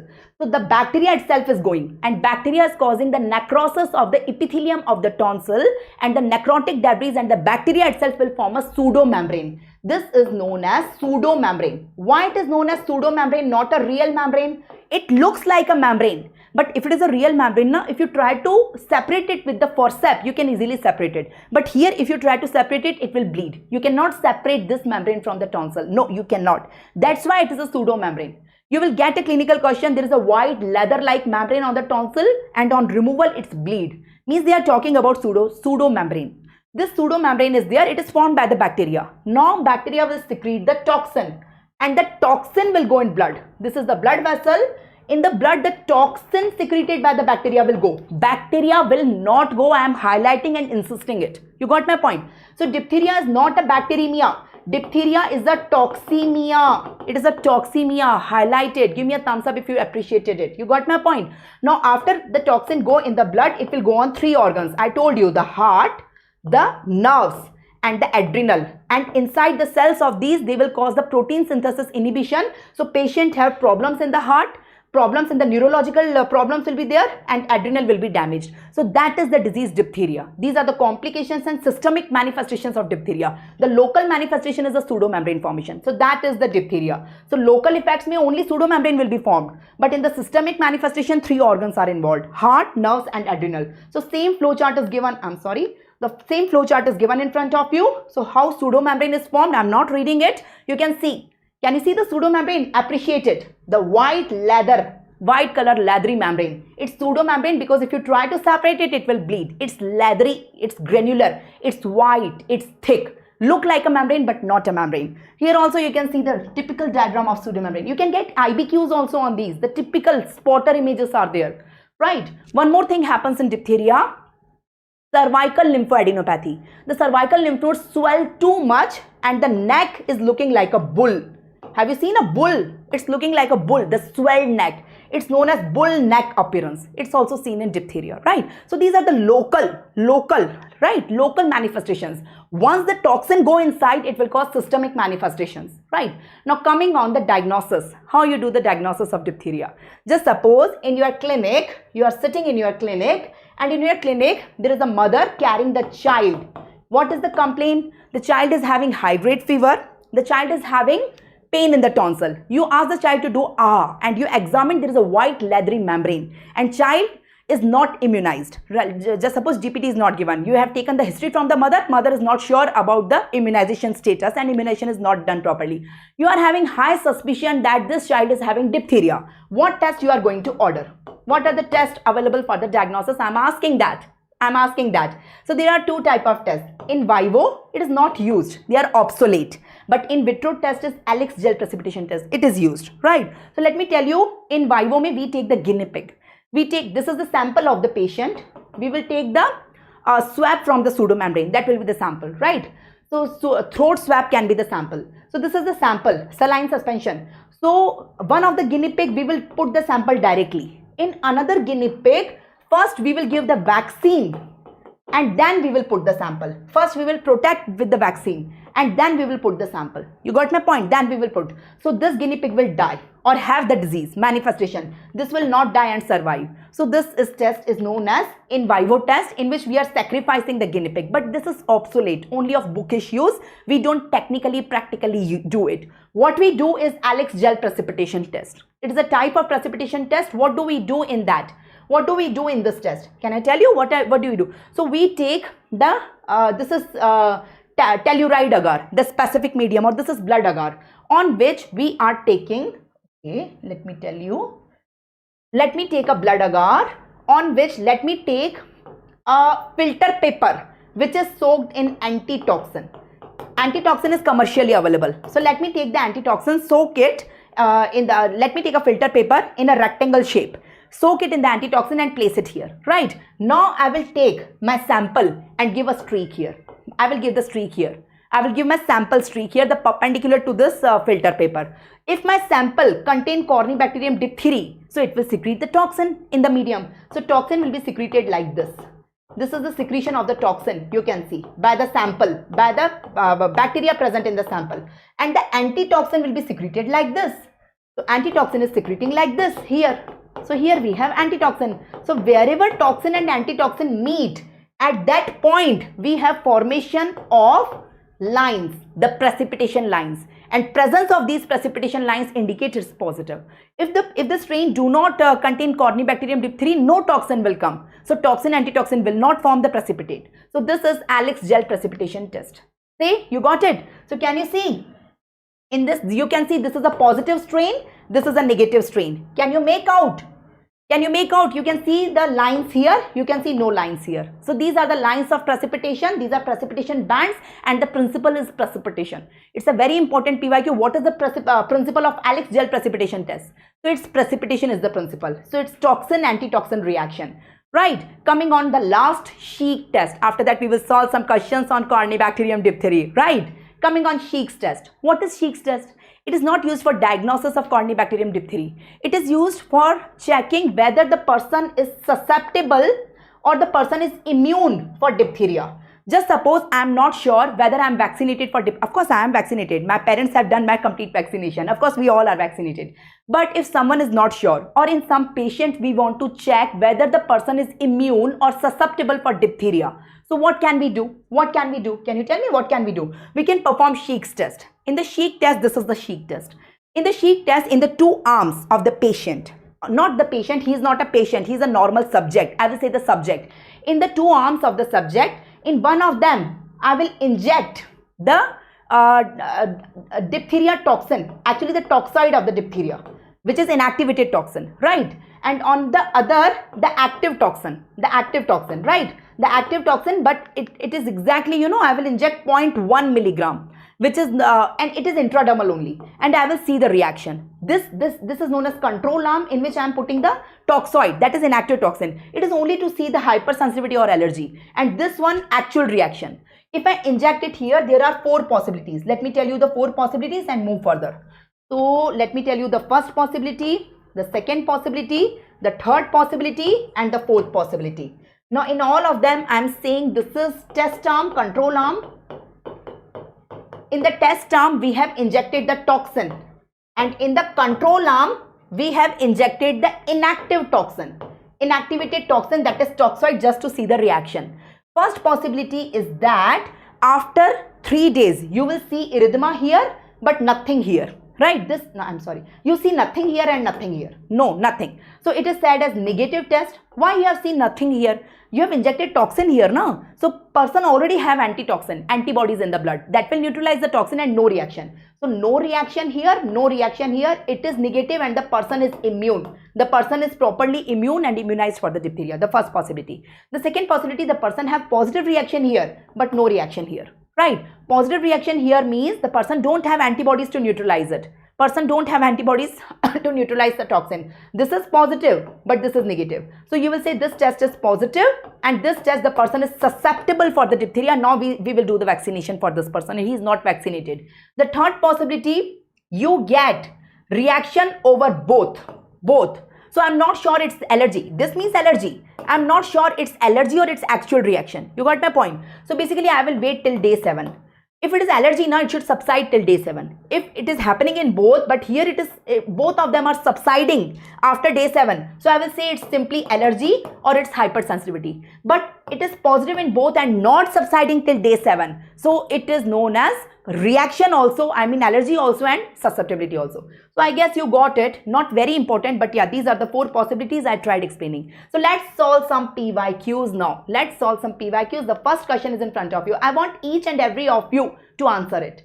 So the first question is in front of you. Metachromatic granules are seen in. So of course the question is very simple. Can you tell me the name of the 5 bacteria in which metachromatic granules are seen? I told you the mnemonic.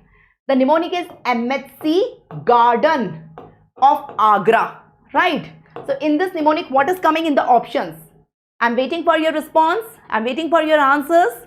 Let's see who is giving the answer first. Okay, very good, very good. Who is it? Barshita, you are first to answer. Supriya, very good. Dr. Rao, you all are correct. So among these options, Corynebacterium is coming here. It is not necessarily always they will give Corynebacterium. They can give you Mycobacterium, Spirillum, Gardnerella, anything can come. So you should know the names of all 5 bacteria, which shows metachromatic granules. So yes, the correct answer is Corynebacterium. The next question is in front of you. It's an image-based question, the clinical question. So can you tell me the mechanism of action of the toxin which is produced by the bacteria shown in the image? So the first step in the image, identify which is bacteria. Then tell me the mechanism of action of that toxin of that bacteria. First step is to identify. Now what I told you, whenever any image given to you from the bacteria, see the color. Is it purple or red? If it is purple, it's gram positive. And if it is red, it's gram negative. What is the color shown here? And the second thing, you see the shape. Is it cocci or bacilli? Based on that, you can do the differential diagnosis. Come on. So see the color in this image. What color you can see? I guess I can see purple. Everyone can see purple. Say yes. So the color is purple here. And I can see the bacilli. I can see these are bacilli. So purple bacilli. What does it mean? It means gram positive bacilli. So I'm having 5 options with me. You know 5 gram positive bacilli. I'm telling you the approach. So there are 5 gram positive bacilli. A, B, C, D, L. I guess you know the full form. I told you. So among them, one of them is the answer. But I can see the typical angles. Can you see the angles? I can see the typical angles. And if you zoom the image, you can see the metachromatic granules at the poles. So among the 5 bacteria, it's typically diphtheria. It's typically diphtheria. Now this is how we have done the diagnosis. Once the diagnosis is done, question is good for nothing. You know, you can easily answer it. What is the mechanism of action of toxin of diphtheria? Question can be as simple as that. But examiner is very smart. Examiner have not asked you simple question. What is the mechanism of action of Corynebacterium diphtheria? He had given you an image to interpret. First, make the diagnosis. It's Corynebacterium diphtheria. If you can make the diagnosis, you can easily tell me. Of course, we all know the answer. It inhibits elongation factor. This is how it inhibits protein synthesis. I told you it inhibits protein synthesis, but it does the proteins. No, it's not cyclic AMP increase. Someone is saying A also. A is not the answer. The correct answer is C. I told you the 4 bacteria. Delhi Public Secondary School. Diphtheria, Pseudomonas, Shiga-like. These are the 4 toxins which inhibit protein synthesis. But I forgot to tell you how does they inhibit protein synthesis? By inhibiting elongation factor in the cell. For protein synthesis in the ribosome, we require elongation factor. And if the elongation factor is inhibited, protein synthesis will not be there. So all those who are saying answer A or B, have you got it? Have you realized your mistake? The correct answer is C. Yes. So can we go ahead? Yes, we must go ahead. So correct answer here is C. So this is the next question. Again a clinical question in front of you. Can we do the approach? So there is a 12-year-old child. The first clue is the age. Age is always a clue, never ever miss it. So there is a child presented with fever. Diphtheria is common in child, right? So this is the clue to you. Presented with fever, cervical lymphoadenopathy, severe cervical lymphoadenopathy. On examination, there is a gray membrane on the right tonsil. On the right tonsil, there is a gray color membrane of this child. On the anterior pillar, which of the following is the ideal culture medium for that organism? So first make the diagnosis. Number 1 clue, child. Number 2, the membrane in the tonsil. The membrane over the tonsil. And number 3, the cervical lymphoadenopathy. That is bull's neck. So it's a typical diagnosis of diphtheria. And for diphtheria, what is the culture? Is it nutrient agar? No. Is it blood agar? No. Is it Algae medium? No, it's for TB. No. Loeffler's serum slope we can think. Although it's not selective, The selective, I was more happy if the option was Telluride or Tinsdale. I was more happy. But if they are not given, it's okay. We can go with Loeffler's theorem slope also. Although it's not selective, but we can use it. And here I told you the cream color colonies are formed. So this is the approach. You got it? The approach is more important than directly jumping on the diagnosis. So how I approach the question, it's important. What clues I have taken. How step by step I have done the approach. The correct answer here is C. The next question in front of you, it's very easy. Alex gel precipitation test. Of course, it's used for diagnosis of which bacteria? So the 4 options are in front of you. Everyone knows the answer, I guess. Everyone knows the correct answer is Corynebacterium diphtheria. Of course, in Corynebacterium diphtheria, we use Alex gel precipitation test. It's antitoxin toxin precipitation test. The next question is in front of you. Poached egg colony shows which type of strain of the Corynebacterium. Is it gravis, mitis, intermedius or minimus? I told you 3 things now. Daisy head, poached egg and frog egg. So I'm asking about the poached egg. What is the answer? Yes, the correct answer here is mitis. You all are right. I'm changing the question. Instead of poached egg, I am changing the question to frog egg. You want to change your answer? What is the answer now? Instead of poached egg, if I say frog egg, in poached egg the answer is mitis. In frog egg, what is the answer? Let me see who is first. Yes, in that case, the answer is C. Yes, very good. And if I again change the question, you got me right. What I will change now? Daisy head. If I again change the question, instead of that, I am asking Daisy head colony. So what is your answer now? Of course, in that case, the answer will become gravis. So basically, I want you to learn the 3. So we are done with Bacillus also, diphtheria also. The next is the Clostridium. The next we will take is the Clostridium. Are you ready for the Clostridium? Let's start Clostridium, right? These all are Clostridium in our syllabus. Now, this is the classification you have to learn. I'm not reading it. It will take time, but I'm showing you based on what we divide the Clostridia. Based on what we divide the Clostridia. We divide the Clostridia based on Robertson cooked meat agar. In Robertson cooked meat agar, we will see the color of the meat pieces. The color of the meat pieces are pink or black. If the color of the meat pieces are pink or red, means this bacteria is saccharolytic.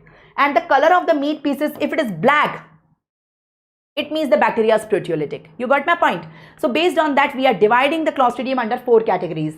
The first is proteolytic but not saccharolytic. The second is saccharolytic but not proteolytic. So here only proteolytic, here only saccharolytic. Here neither proteolytic nor saccharolytic. And the last category, both proteolytic and saccharolytic, but predominant is what? Predominant is what? So please, I know this table is tough for you, but I advise you to read it before going to your exam. You get mad, at least read the exceptions. यहाँ पे सिर्फ एक ही bacteria है. So Clostridium cochlearium is neither proteolytic nor saccharolytic. It's a PYQ. Or tetani is only proteolytic, not saccharolytic. So you can learn these, right? So among these, I'm not going to teach you, of course, all Clostridia. I will teach you only 4 Clostridia in your syllabus. The most important 4 Clostridia. One by one, we will take them. Only the important mechanism of action of their virulence factor, their toxins and their diseases. That's it. So it's a small chapter, Clostridia. The 4 Clostridia. Clostridia perfringens, Clostridia tetani, Clostridia botulinum and Clostridium difficile. The 4. The most important thing which I want to highlight here is their morphology. First, see their morphology. See, all of them are non-capsulated. लेकिन ये निकला गद्दार. This is an exception. Clostridium perfringens is capsulated. Rest all Clostridia are non-capsulated. Right?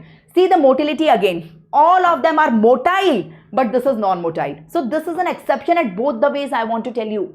So Clostridium perfringens दोनों जगह गद्दारी कर रहा है. All the other members are non-capsulated. He is capsulated.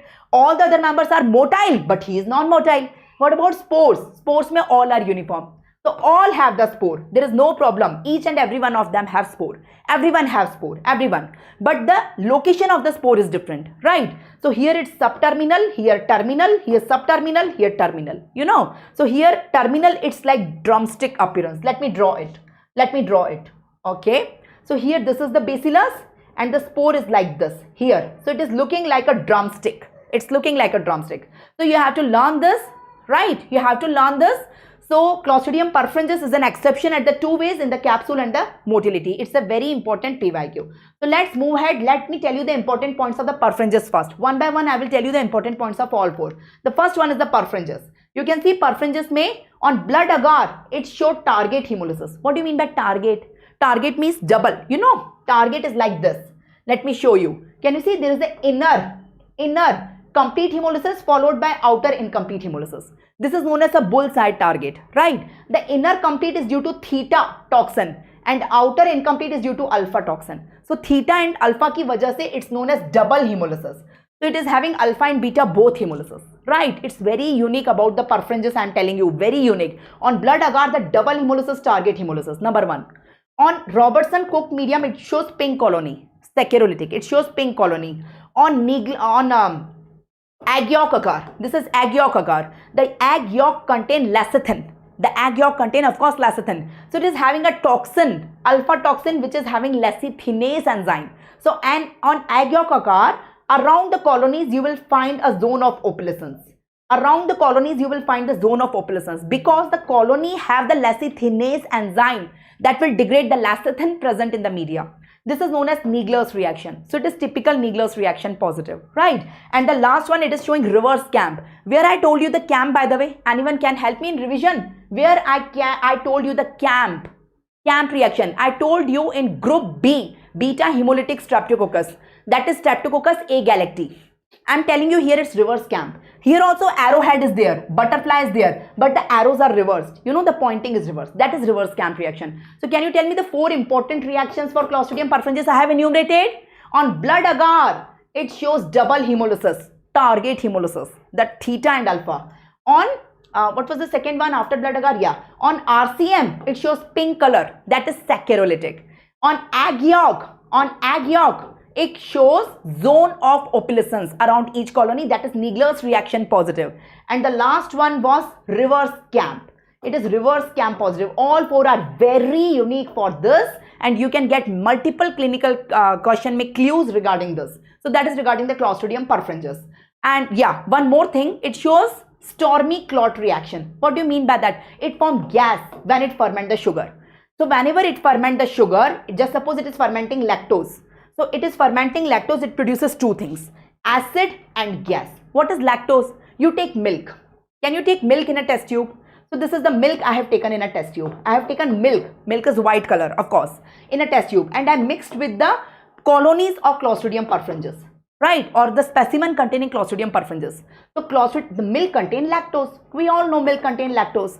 So the Clostridium perfringens will act on the lactose, ferment the lactose and produce acid and gas, right? In the milk, I have already mixed the litmus paper. This is litmus milk. You know litmus, in presence of acid, the litmus color changes. So here, the litmus color was blue color. But whenever it produces acid, the litmus from blue to red. So it is converting the color from blue to red. The acid is converting the color of the litmus. So I have taken the milk. I have put litmus in that. That is purple color. Now I am mixing the bacteria. Bacteria present is Clostridium perfringens. So lactose present in the milk, it is fermented by the bacteria. The acid is changing the color of the litmus and it is producing gas also. It is producing the gas also. So gas is coming in the form of the storms. You can see the bubbles. So imagine a test tube. Imagine a test tube. Let me draw it. Which is containing milk along with the litmus. So it is purple color or blue color. The milk along with the litmus. As soon as you add the Clostridium perfringens 1 drop specimen in that, you can see the color is changed to red and the bubbles are coming. It is known as stormy fermentation. What does it known as? Stormy clot reaction or stormy fermentation. It's very unique for this because it is producing gas, acid and gas. Acid is changing the color and gas is giving the stormy feeling. Stormy means it's bubble, full of bubbles. Give me a thumbs up if you got it. In the virulence factor, not important. Pathogenesis, it causes gas gangrene. We all know what's gas gangrene. So imagine this is a person who's driving on the road and he fell down, he got a road traffic accident. In the soil, the spores of Clostridium perfringens are present. So the spores enter in the wound. He had a wound over the thigh and the spores enter inside the spores of the Clostridium perfringens present in the soil and they contaminate the wound. Now after going inside the wound, they will germinate. The bacteria will come. Bacteria will take sugar from the blood and ferment it. You tell me the 2 things are formed, acid and gas. So all sugars will form acid and gas by Clostridium perfringens. So glucose is present in the blood. So they will ferment it into acid. Acid will cause necrosis. And the gas will be seen in the form of the crepitant bubbles. Can you see? Now acid go on causing necrosis and the gas will be in the form of the crepitant bubbles. It is typically known as gas gangrene. Prognosis is very poor. The treatment is amputation. Let's solve some MCQs on Clostridium perfringens. The first question is in front of you. Can you tell me the answer? Fast. Non-motile Clostridia. Which is non-motile? I told you all Clostridia are motile except one. Who's the exception? Gaddari kaun kar raha hai? Sirf ek hi. Only one. It's Clostridium perfringens. Right? So tell me the answer. What is the correct answer? I'm perfectly alright, Supriya. Don't worry. Thanks for the concern. Can you tell me the answer? What is the correct answer here? Who will tell me the correct answer? Yes, very good, very good. The correct answer here is A. So I told you only this is exceptional. Clostridium perfringens. Rest all are, see the motility. Rest all are motile. Only Clostridium perfringens is non-motile. So this is the exception. Double zone hemolysis, double zone target hemolysis is shown by which bacteria? So under complete, bahar incomplete. Under beta, bahar alpha. Double hemolysis, the target hemolysis shown by Staph aureus, Streptococcus pyogenes, Clostridium perfringens or Corynebacterium diphtheria. So just now I told you it's Clostridium perfringens. It's typically double hemolysis. So under beta, bahar alpha, double hemolysis. Complete followed by incomplete because of the two different toxins. Very good. So correct answer here is C. Can we go ahead? The next question, Neisseria reaction is due to which toxin of Clostridium perfringens? What is Neisseria reaction? I told you, you take egg yolk media. In the egg yolk media, lecithin is there. You know lecithin is present in the egg yolk media. You try to grow the colonies of Clostridium perfringens. So these are Clostridium perfringens colonies. Now Clostridium perfringens have 8 type of toxin. Alpha, beta, gamma, delta, epsilon. There are many. But the most important is alpha. Alpha is lecithinase. Alpha is actually an enzyme. It is lecithinase enzyme. So the lecithinase secreted by it that will cause the degradation of lecithin. So around each colony, you will get a zone of opalescence and it is known as Neisseria reaction. So you tell me which toxin? You all are right. Yes, very good. The correct answer is alpha toxin. Alpha toxin is lecithinase, which causes the zone of opalescence in the lecithin containing media egg yolk. So that is Neisseria reaction. Yes, the correct answer is alpha. Alpha toxin is unique in 2 things here. Number 1, it gives Neisseria reaction, and number 2, it is responsible for the gas gangrene. This toxin is responsible for gas gangrene. The next question is in front of you. Very easy question, I guess. Most important organism responsible for gas gangrene. So I told you, is it Clostridium perfringens? Do you know other name of Clostridium perfringens, by the way? I forgot to tell you. It's Clostridium welchii. It's also known as Clostridium welchii. So Clostridium difficile, tetani, septicum. So Clostridium perfringens is the most common organism which causes gas gangrene. We all know the answer. Correct answer is this. Let's come on the next Clostridium, Clostridium tetani, causative agent of tetanus. Clostridium tetani. So on blood agar it shows swarming. That one blood agar was showing double hemolysis. This one on blood agar is showing swarming. What do you mean by swarming? Okay, let me tell you. I will show you swarming in a video. Listen. Everyone here. Clostridium tetani is a motile bacteria. Right? Agree or not agree? Yes, it is a motile bacteria. You can see. It is highly motile. It is very motile. So what do you mean by that? As soon as you will put inoculum here, at the center you will put the inoculum, 1 drop of Clostridium tetani, you will see circular concentric rings are there. Right? Because the bacteria is without microscope, come on, with your naked eyes you can see the concentric rings. That is known as swarming. It is seen in highly motile bacteria like Clostridium tetani and Proteus vulgaris. Right? So it is one of the bacteria shows swarming. You see swarming is like this. Can you see the swarming? So you can see it can be concentric rings or it can be club-like like this, right? Mushroom shaped. So it is the movement we are seeing on the blood agar with naked eyes without microscope. That is swarming. You will never forget. Clostridium tetani shows swarming on blood agar. Number 1.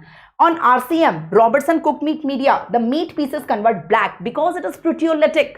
I told you Clostridium perfringens was converting red or pink color. This one is black color because it is proteolytic. And third, on egg yolk, it does not show zone of opalescence because it don't have alpha toxin. It don't have lecithinase. So this is a negative finding which differentiates it from other Clostridium. Right? Clostridium perfringens specifically.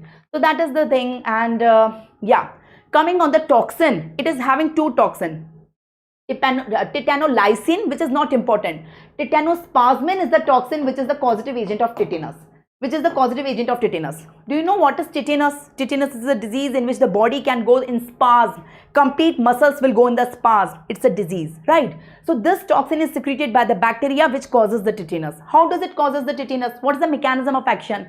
So can you see in our brain, in our nervous system, we have two types of neurotransmitters, the excitatory and the inhibitory. Do you know the names of inhibitory neurotransmitters? What are the names of inhibitory neurotransmitters? There are two inhibitory neurotransmitters, GABA and glycine, right? So we have a balance between the excitatory and inhibitory neurotransmitters. The excitatory one is the acetylcholine and the inhibitory one is GABA and glycine. So whenever I want to contract my muscle, I am contracting because of excitation. Whenever I want to relax my muscle, I am relaxing. So message is coming from upwards, from the brain, from the spinal cord, from central nervous system. So I can contract, I can relax depending on my wish, depending on the need. I can use the excitatory and inhibitory neurotransmitters in a balanced way. But whenever the tetanus toxin is present in the blood, it will prevent the release of inhibitory one. The two inhibitory one, GABA and glycine, is not released. It is inhibiting the inhibitory one. So inhibitory one will not come in role. So excitatory will predominate and the body will go in spasm. You got my point? Normally there is a balance between agonist and antagonist, the excitatory and inhibitory. But if the inhibitory is prevented, only excitatory unopposed action is there. So unopposed action of the excitatory leads to spasmodic paralysis. That is tetanus. So it is the prevention of inhibitory neurotransmitters glycine and GABA that leads to spasmodic muscle contraction. Can you see this is the inhibitory neurotransmitters GABA and glycine, and this is the toxin. The toxin is preventing their release. So only excitatory are there, inhibitory are not there. So unopposed excitatory leads to spasm. What is the first symptom of tetanus? The first symptom of tetanus is locked jaw. The jaw is unopposedly locked. The patient is like, clenching the teeth, unable to close the mouth. It is known as locked jaw. It is the first symptom, locked jaw. After that, the complete body can go in the spasm, right? The complete body. And this is a complication, it is known as opisthotonous position. What is opisthotonous position? It is a bow-like. The complete body is in a spasm, not only one muscle. Can you see the complete body is in a spasm? Appreciate, the complete body is in a spasm. It is known as opisthotonous position. So finally this can happen. It's a complication, and death can happen because of the paralysis or spasm of the respiratory muscle. That can lead to death, right? Prevention of the tetanus, you already know, I guess I'm skipping it. You know when to take the toxin and when to take the vaccine. So I'm skipping the vaccine thing. So let's solve some PYQs on tetanus. The first question is in front of you. Can you tell me the answer? Spore with drumstick appearance. Drumstick. I told you. So here this is the bacteria and the spores are terminal. The spores are terminal, bulging and spherical. It looks like a drumstick. So yes, what is the correct answer? Is it Clostridium biformatus, Clostridium perfringens, Clostridium tetani or Clostridium tertium? So I told you, yes. What is the correct answer? The correct answer is Clostridium tetani. Very good, very good. Oh, what happened? I'm sorry. Give me a minute. You can see the typical diagram here. You can see these are the typical drumstick appearance. This is drumstick appearance. The next question is in front of you. Swarming growth on the culture is a characteristic of which gram-positive organism? Swarming. So where swarming is seen? Tell me a gram-positive organism in which swarming is seen. So can you tell me the answer, please? What is the correct answer? Is it Clostridium wilchi, Clostridium tetani, Clostridium Bacillus cereus or Clostridium mirabilis? Yes. The correct answer is Clostridium tetani. I told you what is swarming. The next question, what is the mechanism of action of tetanospasmin? What is the mechanism of action of tetanospasmin? So is it inhibition of GABA? Is it inhibition of cyclic AMP? Is it inactivation of acetylcholine? Or is it inhibition of cyclic GMP? What is the correct answer? Yes. Inhibition of GABA release, the inhibitory neurotransmitter, GABA and glycine. You all are correct. The correct answer here is A. Very good, very good.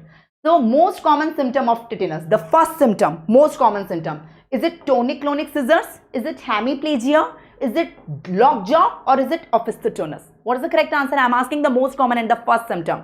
So of course, you all are right. The question is very simple. What is the correct answer? Yes, it's lockjaw. The correct answer is lockjaw. You can see this is the first symptom, lockjaw. Next question, okay, this is based on vaccine, we can skip. The next is Clostridium botulinum. Clostridium botulinum. On blood agar, it shows beta hemolysis. On RCM, it can be proteolytic, it can be saccharolytic. And on egg yolk, it again produces a zone of opalescence like the Clostridium perfringens. Nothing important, you can skip also. So yeah, the Clostridium botulinum secrete a toxin known as botulinum toxin. What is the mechanism of action of tetanus toxin? I told you tetanus toxin was inhibiting the inhibitory neurotransmitter. What was that? GABA and glycine. The botulinum toxin is inhibiting the excitatory neurotransmitter, that is acetylcholine. That was inhibiting the inhibitory neurotransmitter, so unopposed excitation was occurring, that is spasmodic paralysis. This one is inhibiting the excitatory neurotransmitter. So no excitation, only inhibition, that is leading to flaccid paralysis, the two opposite paralysis, spasmodic and flaccid. I cannot simplify more than this. Appreciate my efforts. You got my point. So tetanus toxin, botulinum toxin. Tetanus toxin inhibit GABA, glycine, which are inhibitory neurotransmitter. No inhibitory neurotransmitter, only excitatory, leading to spasmodic paralysis. Botulinum toxin, it inhibits the excitatory neurotransmitter, that is acetylcholine. So no excitatory, only inhibitory. It will lead to flaccid paralysis. Yes, say you got it, you got it. So it leads to flaccid paralysis. You can see here is the blockage of acetylcholine. No acetylcholine is coming out. No excitatory, only inhibitory, right? So that is Clostridium botulinum, right? There are three types of botulinum. The food-borne wound botulinum and infant botulinum. Let me show you. The food-borne, just a second. The food-borne specially occur in canned food. It will be a clue given to you. The food is canned food. Someone is consuming the canned food and after that having the paralysis. So that is the food-borne. It can be wound-borne. So the person is having an accident, the spores are present in the soil and spores are contaminating the wound. Number 2. And number 3, it can be infant. In the infant, you know, in some cultures, honey is given to the infants. Honey usually contains the spores of Clostridium botulinum. So beware if you give honey to any infant. Before that, be sure it is not contaminated with the spores of Clostridium botulinum. If you give that, the infant will have flaccid paralysis. There is no tone in the infant. It is known as floppy baby syndrome. What does it known as? See, it is complete flaccid paralysis. Complete because of inhibition of acetylcholine inside. It is known as floppy baby syndrome. Floppy baby syndrome because of the flaccid paralysis. So what is the entry of the spores inside the body? There can be three types of entry. Via food, the canned food, via wound and via infant via honey. So you can see it is resulting in floppy baby syndrome. Let's solve some MCQs based on Clostridium botulinum. So the first question is in front of you. Can you tell me the mechanism of action of botulinum toxin? What is the mechanism of action of botulinum toxin? Yes. So what is the mechanism of action? Yes. So is it increased cyclic AMP, increased cyclic GMP, inhibition of acetylcholine or inhibition of noradrenaline? Yes, you all are right. The correct answer is inhibition of the excitatory neurotransmitter, that is acetylcholine. So no excitation, only inhibition. Yes, only inhibition. Yes, so correct answer here is C. Very good, very good. It is reversible till the new acetylcholine is synthesis. Someone is asking now, is it reversible? It is not permanent. It is reversible when the new acetylcholine is released and the toxin, there is no more toxin to oppose it, then it can be reversed. So correct answer here is C. You all are right.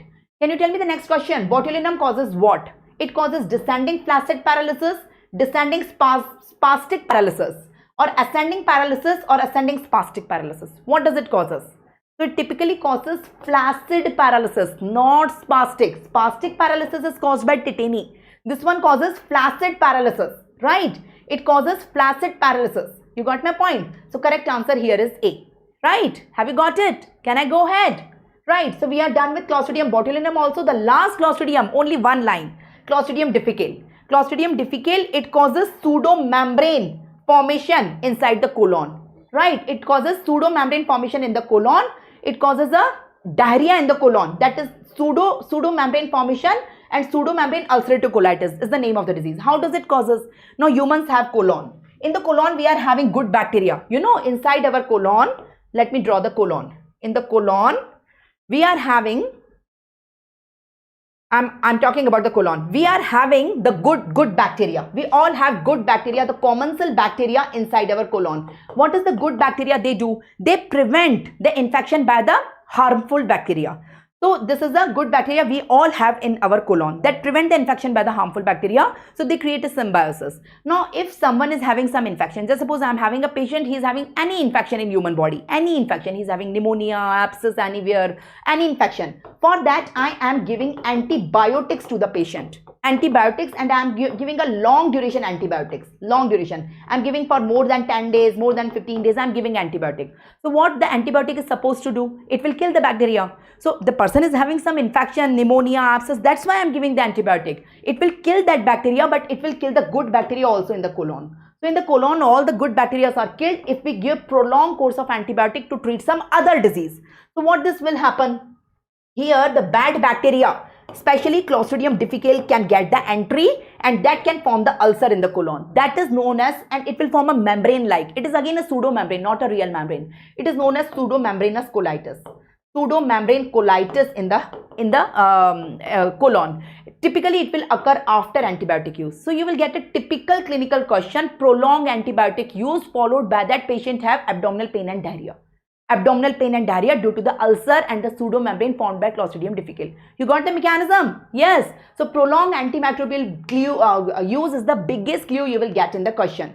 So we will solve a question based on that. I'm sorry. The question is in front of you. Can you help me answering? A patient with acute lymphocytic leukemia. A patient is having ALL. So because of the ALL, patient have neutropenia. Not the neutropenia, patient is susceptible to infection. No? Patient is highly susceptible to infection. So I'm giving prolonged course of amoxicillin for 10 days. After that, which of the following organism is most likely to the causative agent? The patient develops diarrhea after that. So there is a patient of ALL having neutropenia. I am giving amoxicillin for more than 10 days. Right, for more than 10 days. And now the patient develops diarrhea. So what is the most common? So biggest clue is the antibiotic used for a prolonged time. And after that patient had diarrhea. So of course the answer is Clostridium difficile. Right. So I am done with Clostridium also. With this I have finished gram-positive bacilli also. Right. So we have covered gram-positive cocci, gram-negative cocci and gram-positive bacilli. The three categories we have finished here. Right. So yeah, Listeria is a small one is remaining, Actinomycetes is remaining, and these all are still remaining. So it will take, I guess, 1.5 or 2 hours more. So currently I would like to stop this session. The remaining bacteria I will cover in part 2 soon. So these are the bacteria which we have covered today. The gram-positive cocci, gram-negative cocci and gram-positive bacilli mostly done. So gram-negative bacilli is the only category which is left with us. And currently I would like to stop here. Thank you for being with me. Have you enjoyed the session? Have you enjoyed the session? Kindly let me know. Just a second. Okay. It's not working. Just a second. So just a second.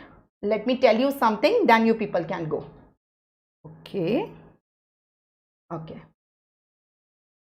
So thank you so much for being with me. Now I guess you all have exams in the next few days. So just before your exams, I would like to tell you something. So avoid FOMO before exam. Most of the students, the problem I found they are facing right now, they are having fear that they are missing the things.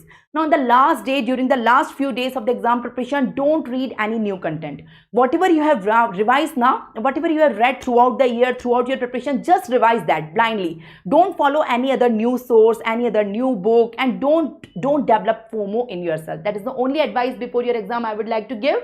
I want you to give your feedback. Do you find it useful? The bacteriology. So 3 categories we have already covered. So more than 60-70% bacteriology is done. Now we are left only with gram-negative bacilli. So we can cover it in 1.5 hours. If you wish, I can arrange a session soon and I can cover that also. In the similar way, we can cover entire virology. In the similar way, we can cover entire parasitology and mycology. In this way, we can cover entire microbiology, right? Bacteriology is the biggest portion and we can revise it very quickly like this. Do you find this session useful? Yes.